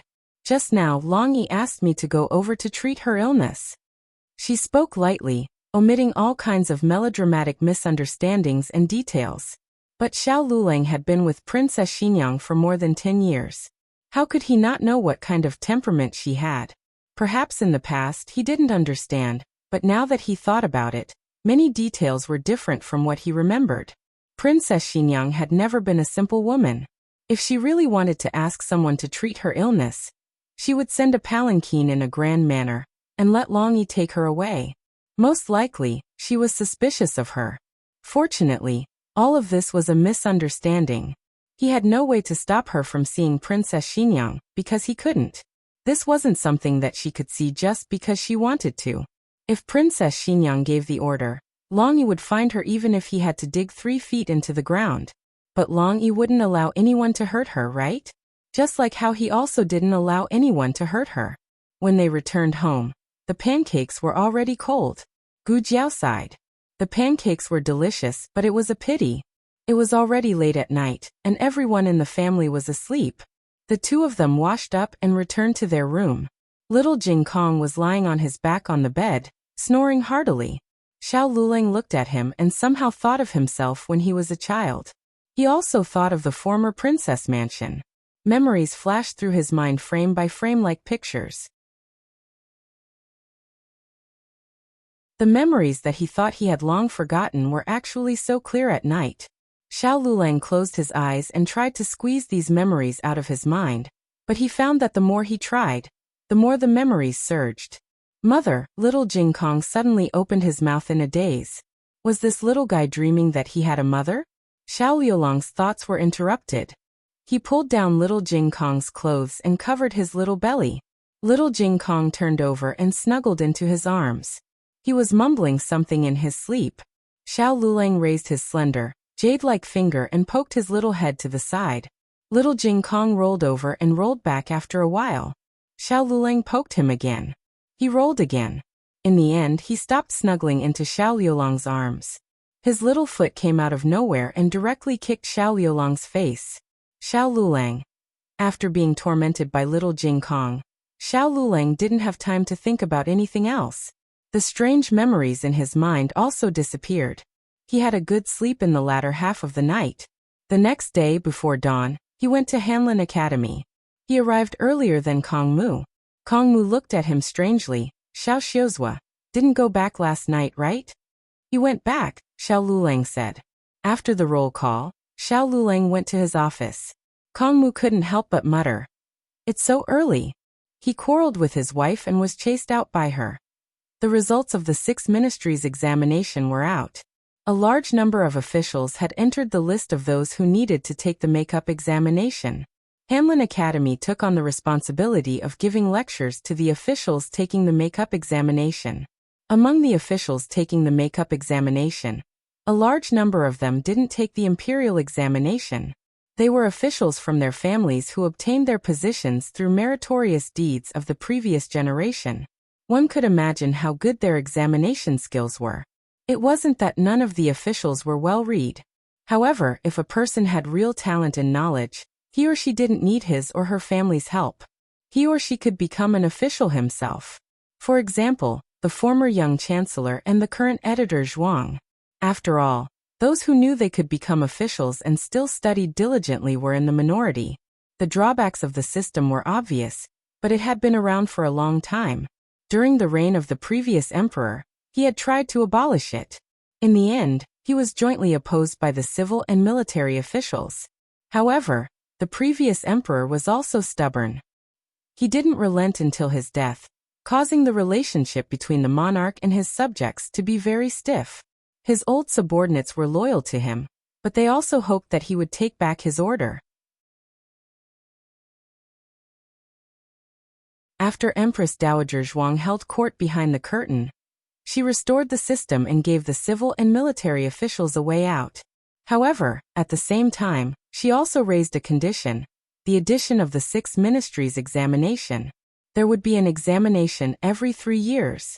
If they failed, they would have to take the makeup examination. If they failed the makeup examination twice, they would be demoted. If they were demoted twice, they would have their official position taken back. It was worth mentioning that those who had a demerit on their record would have to participate in the next round of examination, regardless of whether they drew lots or not. The mystery of this system was that it contained a lot of buffer periods. If they failed, they could still take the makeup examination. If they failed, they could still take the examination 3 years later. It wasn't like they would lose their official position all of a sudden. In addition, Empress Dowager Zhuang said, "Like father, like son.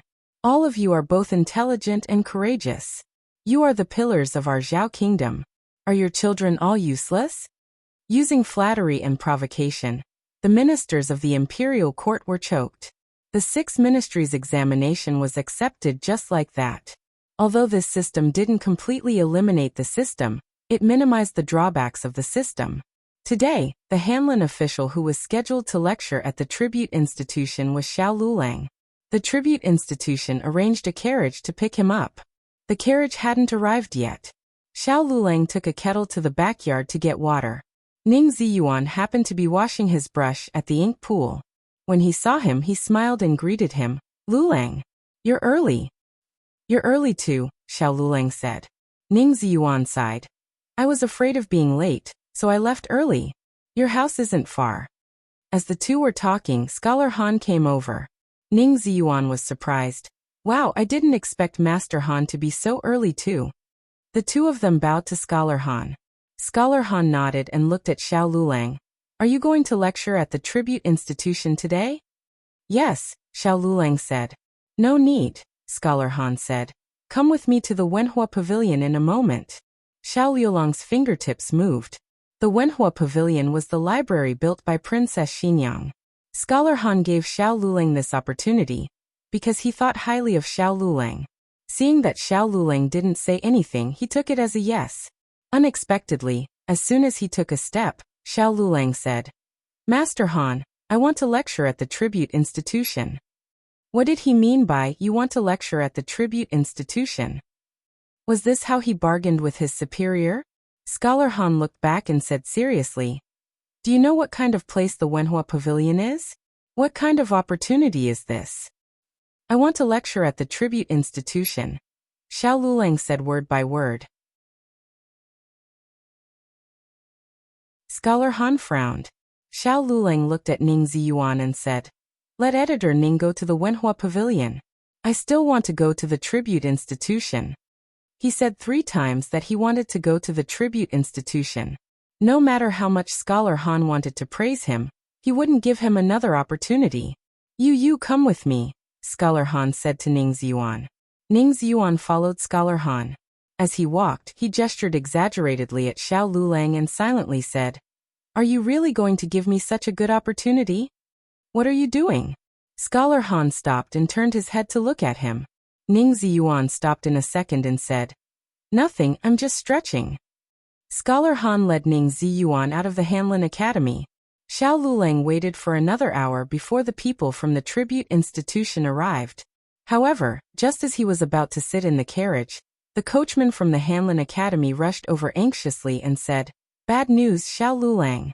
Editor Ning is in trouble." Hurry and go to the Wenhua Pavilion. Digression.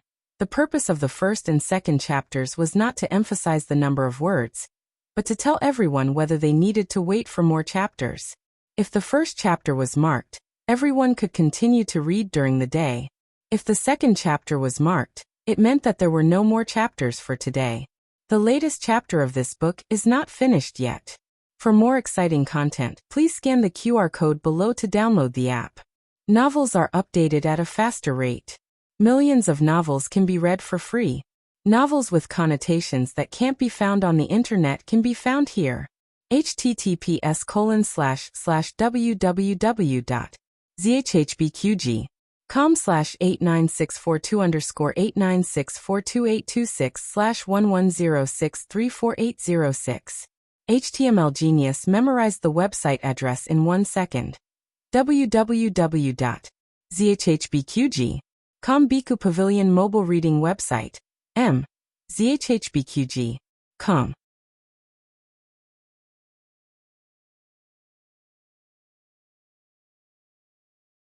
Chapter 409. The latest chapter of this book is not finished yet. For more exciting content, please scan the QR code below to download the app. Novels are updated faster and more frequently. Millions of novels are free to read. There are all kinds of novels that you can't find online. Outsiders didn't know much about Ning Ziyuan and Xiao Liulong's friendship. The coachman named Wu Lauer had only run into them a few times, and only then did he know that Ning Ziyuan and Xiao Lulang were very close in private.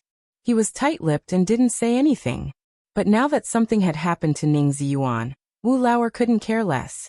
What happened to Editor Ning? Xiao Lulang asked. Wu Lauer said anxiously. He broke an antique inkstone in the Wenhua Pavilion.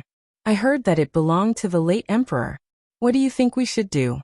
If he's really punished, Editor Ning's career will be in danger. It was indeed a big taboo to break an item of the imperial family. Even Scholar Han couldn't protect Ning Ziyuan. The Wenhua Pavilion wasn't far from the examination compound. Xiao Lulang told the people from the examination compound to go there first, and he would be there later to deal with some matters. Then Xiao Lulang and Wu Lauer went to the Wenhua Pavilion. Every blade of grass, every tree, every brick, and every tile of the Wenhua Pavilion was the same as before. The smell of cinnamon from the Four Seasons could easily awaken one's memories. Xiao Liulong's expression was dazed for a moment. Xiaoxiuzhua? Wu Lauer called out. Xiao Lulang came back to his senses and looked at Wu Lauer. I'm fine. Where is he? Without waiting for Wu Lauer to show him the way, he nodded and said, Got it. He's at Tingfeng Courtyard. After he finished speaking, he strode towards Maple Courtyard. Wu Lauer was confused. I don't think I told you that he was at Tingfeng Courtyard. Have you been here before? How do you know where Tingfeng Courtyard is? The Pavilion of Literary Splendor had 1 pavilion and 3 courtyards. The main pavilion was called the Pavilion of Literary Splendor. It was used to store books. The Courtyard of Listening Lair was the private courtyard of Princess Xinyang. The Courtyard of Listening Billow was used to entertain guests. Only the Courtyard of Listening Maple was used to store antiques and treasures, as well as books that needed to be restored. Scholar Han had come here today because Princess Xinyang had brought back a large box of famous paintings from Fengdu Mountain. Among them were 2 books, Mencius and the Doctrine of the Mean, which had been annotated by the great scholar of the previous dynasty, Master Zhuge. Princess Xinyang intended to gift these 2 books to the Hanlin Academy. Because the books had just been moved back and were about to be sent out, they weren't placed in the library. Instead, they were temporarily placed in Listening Maple Courtyard. Xiao Lulang arrived at Tingfeng Courtyard with ease. He realized that it wasn't that nothing had changed here. At least, the people here were no longer familiar faces. The steward in charge of the splendid literature pavilion had the same surname as Wu Lauer. He was almost 50 years old, but he looked like he was in his early 40s. This incident had caused a huge commotion. Not only him, but even the deputy stewards of the splendid literature pavilion had come along. Scholar Han had brought Ning Ziyuan here. If something really happened, he wouldn't be able to escape responsibility. He was pleading with the stewards to let him take the inkstone away. There was a scholar in the Hanlon Academy who was proficient in restoring antiques. Maybe he could give it a try. However, the stewards didn't give Scholar Han any face. They insisted on detaining Ning Ziyuan and handing him over to Princess Xinyang. Master Han. Xiao Luleng walked over and saluted Scholar Han. He then looked at Ning Ziyuan. When Ning Ziyuan saw him, it was as if he had seen a life-saving straw. Luleng. Scholar Han frowned and said, "Didn't you go to the tribute courtyard? Why are you here? This isn't something you should get involved in. You should leave quickly." Xiao Luleng said, "The tribute courtyard doesn't start classes this early. I heard that something happened here. I recommended Ning Ziyuan here. If it weren't for me, he wouldn't have been in this situation." Ning Ziyuan corrected himself. "Xiao Xiuzhu, don't say that. I was careless and dropped the inkstone. It has nothing to do with you." Xiao Luleng wasn't in a hurry to appease Ning Ziyuan. Instead, he looked at the stewards across from him. "Can you let me see that inkstone?" Steward Wu saw that he was wearing the Hanlon Academy's official robes and knew that he was an official. He didn't refuse his request, but Steward Wu looked at his lame leg and crutches with a strange expression. Xiao Luleng was used to this kind of scrutiny. He stood there, neither servile nor overbearing, and waited for the servants of the splendid literature pavilion to carefully bring in the broken inkstone on a tray. This was the imperial inkstone used by the third emperor of the Great Western Dynasty. It was an antique from the previous dynasty. No wonder the stewards of the splendid literature pavilion were so nervous. However, this inkstone wasn't broken by Ning Ziyuan. It had been broken long ago. It was broken by the young Xiaoheng. He was worried that Princess Xinyang would spank him, so he asked Long Yi to find some fish bleach glue and stuck it on himself. So Ning Ziyuan was really tricked by him. Xiao Luleng said without changing his expression, "This inkstone was broken to begin with." "Nonsense," Steward Wu said sternly. "How could it be broken? Are you implying that we broke the inkstone and blamed it on your Hanlon Academy?" Ning Ziyuan was actually a little confused, but no one believed him, so he didn't dare to voice his doubts. Now that Xiao Luleng spoke, he became a little more confident. "I also don't think I broke it. There's a wooden floor below, and this thing isn't placed high. Who knows how it broke in half with a light knock?" Scholar Han looked at Xiao Luleng. "What evidence do you have?" Although he didn't want Ning Ziyuan to be guilty, he couldn't let someone else take the blame just to get Ning Ziyuan off the hook. Princess Xinyang wasn't a good-tempered person, and the consequences of slandering her servant were severe. Xiao Luleng showed the inkstone to Scholar Han. "This crack is quite old, and there are traces of it being glued together. If the stewards don't believe me, you can invite Dr. Nye from our Hanlon Academy and the Chancellor of the Directorate of Imperial Studies. They will know once they take a look." Dr. Nye was the 5 classics doctor who was proficient in restoring antiques. The old chancellor didn't need to be mentioned. Not only could he identify antiques, but he could also fake them. When Scholar Han heard this, he immediately sent people to Hanlon Academy and the Imperial College to invite experts. After careful inspection, they confirmed that Xiao Luleng wasn't lying. This inkstone was indeed broken for many years. However, the stewards still had a skeptical look on their faces. Scholar Han smiled faintly. "You don't trust Hanlon Academy, but don't you trust the Imperial College? Hanlon Academy has nothing to do with the Imperial College." This was the truth. Everyone knew that Hanlon Academy was under Grand Tutor Zhuang, and Grand Tutor Zhuang and the old Chancellor were independent. The old Chancellor thought, "Your disciple is in Hanlon Academy?" The old Chancellor stroked his beard and said seriously, all right, there are some things that shouldn't be said. After all, the young Marquis has passed away and it's not inappropriate to talk about him again. However, we can't make an innocent person take the blame because of this. Actually, this inkstone was broken by Xiaoheng. He was naughty when he was young, so he didn't dare to tell Princess Xinyang that he broke the inkstone. He secretly took it to the Imperial College and asked me to fix it for him. That's right, I glued this inkstone. If you don't believe me, what if you don't believe me? Do you want to go underground and ask the young Duke for confirmation? The stewards had an image in their minds. They quivered and didn't dare to speak anymore. The old chancellor waved his hand. Okay, I'll tell Princess Xinyang about the inkstone. I won't make things difficult for you. At this point, the stewards finally heaved a sigh of relief. Even if they hadn't served the young duke, they knew that the old chancellor was the young duke's teacher.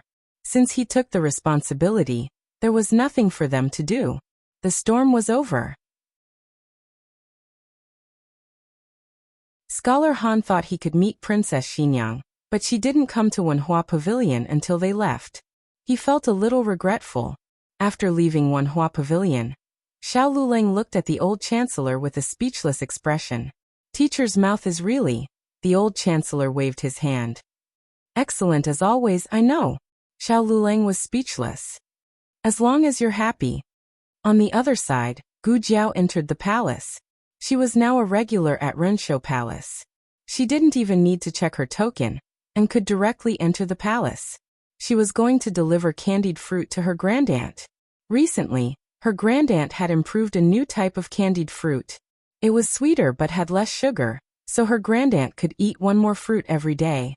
When she was on the way to Renshou Palace, she suddenly heard someone calling her. Miss Gu. It was Consort Rui Wang's voice. Gu Jiao hadn't seen Consort Rui Wang for a while. It was mainly because she encountered a wave of assassination on her way back from visiting old concubine Jing in the nunnery. Rui Wang was so scared that Rui Wang couldn't go out for 2 months. I knew it was you. Consort Rui Wang walked over and affectionately held Gu Jiao's arm. You seem to have grown taller. Unlike me, I can only put on weight. Gu Jiao looked at her slightly round body and said, You're not fat. She really wasn't fat. Consort Rui Wang used to be too thin. Now she was normal. Consort Rui Wang said. Only you and the prince would say that. The nannies didn't allow me to eat too much. They were afraid that the baby would grow too big, and it would be hard to give birth. Gu Jiao deeply agreed.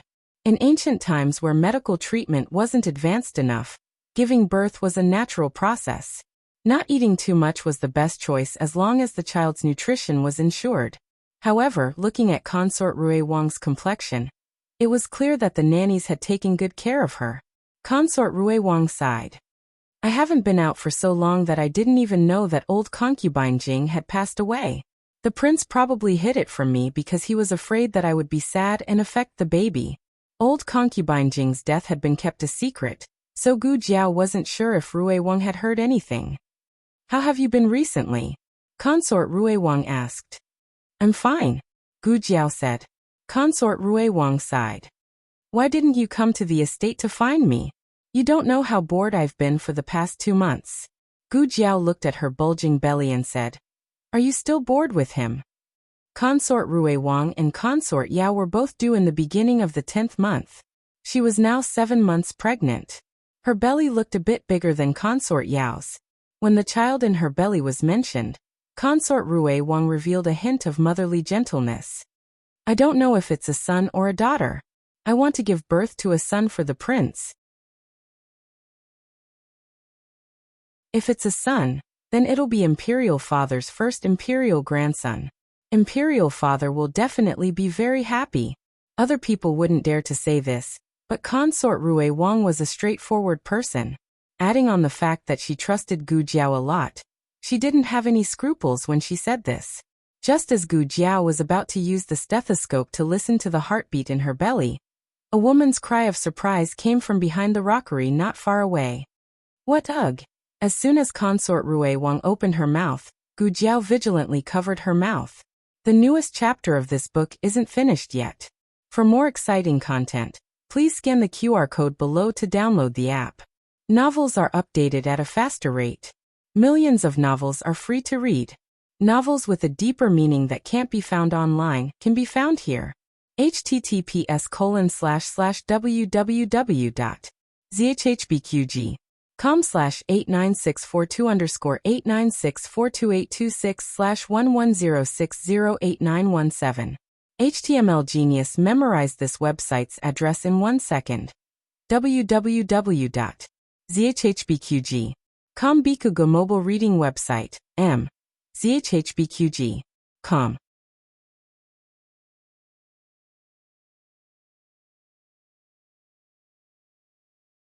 Chapter 410. The latest chapter of this book isn't finished yet. For more exciting content, please scan the QR code below to download the app. Novels are updated even faster. Millions of novels are free to read. Novels with connotations that can't be found online are all available here. There was clearly a trace of an expert's presence in the place where the woman's cry came from. After Gu Jiao covered Consort Rui Wang's mouth, she signaled her with her eyes. Consort Rui Wang opened her eyes wide and nodded. The place they were at was a small path between Renshou Palace and Cunning Palace. The surrounding scenery was very good and there was a lot of cover, which was good for hiding. It was also for this reason that the other party chose this place. For the time being, Gu Jiao didn't know what the other party wanted to do. She only knew that if she pulled Consort Rui Wang away now, no matter where they went, they would be seen by the people behind the rockery. Gu Jiao simply pulled Consort Rui Wang behind a large tree behind them. Consort Rui Wang picked up Gu Jiao's hand and used her fingertips to write on her palm. "Aren't we going to see what happened?" Gu Jiao shook her head and wrote on her palm. "There's an expert." After a pause she said, "He doesn't have a murderous aura." In other words, he didn't want to kill that woman. Consort Rui Wang nodded thoughtfully. The rockery was directly across from the large tree, about 20 steps away. The two of them both held their breaths. With Gu Jiao's ability, she could hide her presence very well, but Consort Rui Wang couldn't do it for the time being. She could only try to slow her breathing as much as possible. However, that woman's breathing was probably too fast and nervous, so she suppressed Consort Rui Wang's and didn't let the expert notice. The conversation behind the rockery could be faintly heard. "It's you? You. Why are you here? What did you do to Chunying?"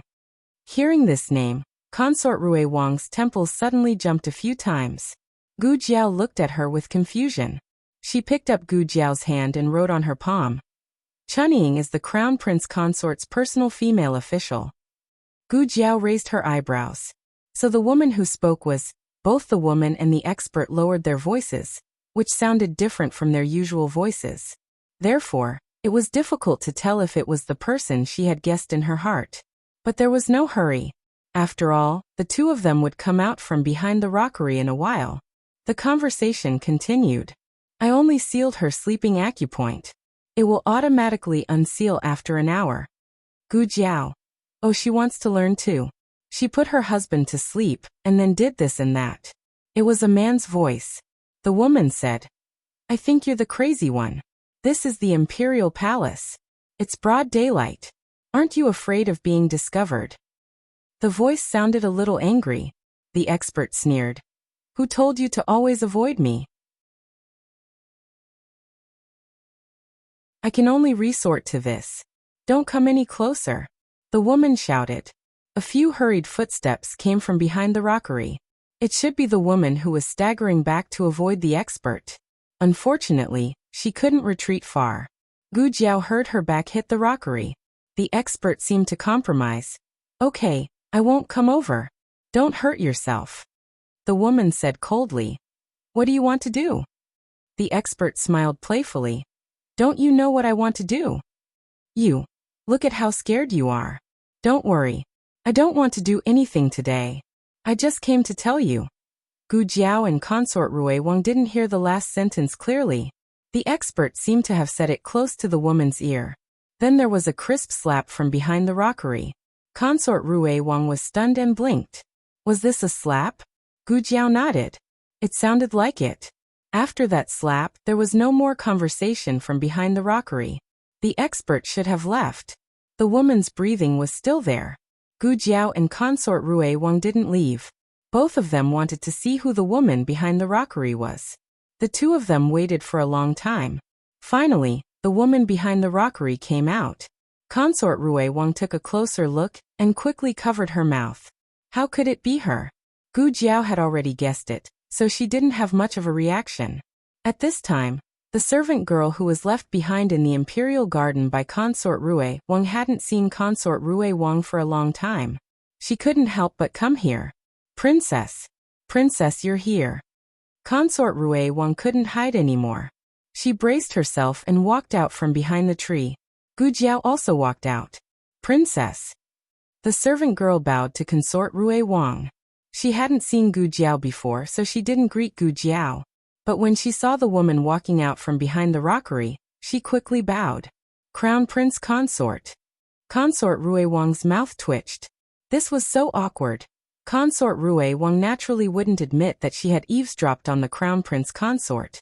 She cleared her throat and said to Wen Linlang with a fake smile, "Did the Crown Prince Consort also go to pay respects to Imperial Mother? I just came out of Imperial Mother's palace and met Dr. Gu on the way. I was about to invite Dr. Gu to sit in the Imperial Garden and check my pulse to see if I'm pregnant with a boy or a girl." These words stabbed right into the Crown Prince Consort's heart. The Crown Prince Consort and the Crown Prince had been married for almost 2 years. The Crown Prince only doted on her. Unfortunately, she wasn't pregnant at all. Empress Xiao was almost worried to death. The Crown Prince Consort looked deeply at Consort Rui Wang and Gu Jiao. She didn't know if she was provoked by Consort Rui Wang's words, but she didn't ask anything else and just said mildly, "I was just about to go pay respects to Imperial Mother. Since Consort Rui Wang has already gone, I won't call you along." As she spoke, she suddenly looked at Gu Jiao. Dr. Gu looks more like someone from the Imperial Palace than Consort Rui Wang. Consort Rui Wang was the Imperial family's daughter-in-law. Unfortunately, Rui Wang had already reached the age of 20 and was living alone. Consort Rui Wang naturally couldn't live in the palace anymore. However, Gu Jiao could come and go as she pleased. She could live whenever she wanted. Gu Jiao said unconcernedly, "I can't help it. Someone dotes on me." The Crown Prince Consort. Gu Jiao didn't exchange pleasantries with Consort Rui Wang for too long. The two headed in the direction of the Imperial Garden together. Consort Rui Wang turned her head to look at the servant following behind her in the distance and said in a small voice, "Say, who do you think that man is?" Gu Jiao looked strangely at her. "Shouldn't I be the one asking you this? Which one of us is the Imperial family's daughter-in-law?" Did she really think that she knew more about the population of the Imperial Palace than her just because she had made a few trips to the Imperial Palace? Consort Rui Wang thought for a moment and said, "The Imperial princes still living in the palace are only Zhao 4th prince and Consort Shu's 5th prince. Little Six and Little Qi are still young. It definitely isn't them." Gu Jiao asked, "Why must it be the Imperial princes? Could it be His Majesty?" Consort Rui Wang was terrified. "Gu Jiao, what are you thinking? It couldn't be His Majesty. His Majesty didn't know martial arts. Also, the relationship between the Crown Prince Consort and that man seemed to be a bit unclear." The two parted ways in the Imperial Garden. Consort Rui Wang returned to the Rui Wang Fu. Gu Jiao went to Renshou Palace and gave the candied fruit that her granduncle had personally made to her grandaunt. She also solemnly announced that she could eat one more fruit every day. On the other side, Xiao Lulang had finished lecturing the officials for the entire day. Today he was mainly talking about the law. As an official directly under the 6 ministries, it was a sad thing that he couldn't even memorize all of the laws of Zhao country. It was sad for the officials and also sad for the imperial court. The carriage of the tribute compound sent Xiao Lulang back to Hanlin Academy. When they passed by the pancake shop, Xiao Lulang thought of the plum and vegetable pancake that had softened and lost its texture last night. He also thought of the disappointed expression on Gu Jiao's face. He had a thought and had the carriage stop here. Xiao Lulang said, "Go back to the tribute compound. Hanlin Academy is up ahead." "Yes." The driver drove the carriage away. The stall selling pancakes was at the entrance. Xiao Lulang walked over and said to the proprietress who was busy alone in front of the stall, "I want 10 plum and vegetable pancakes." The proprietress said, "There's only one left." Then, "I want 1 plum and vegetable pancake." Xiao Liulang's words sounded almost at the same time as another voice. It was a female customer who had suddenly appeared by Xiao Liulang's side. The proprietress looked at Xiao Lulang and then at the female customer. She asked, "It's the last one. Which one of you is buying?" "I'll buy," Xiao Lulang said firmly.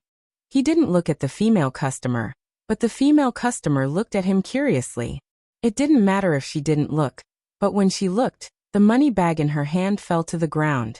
Xiao Lulang finally looked at her. It was this look that made Xiao Liulang's hand that was holding the copper coins to the proprietress stiffen.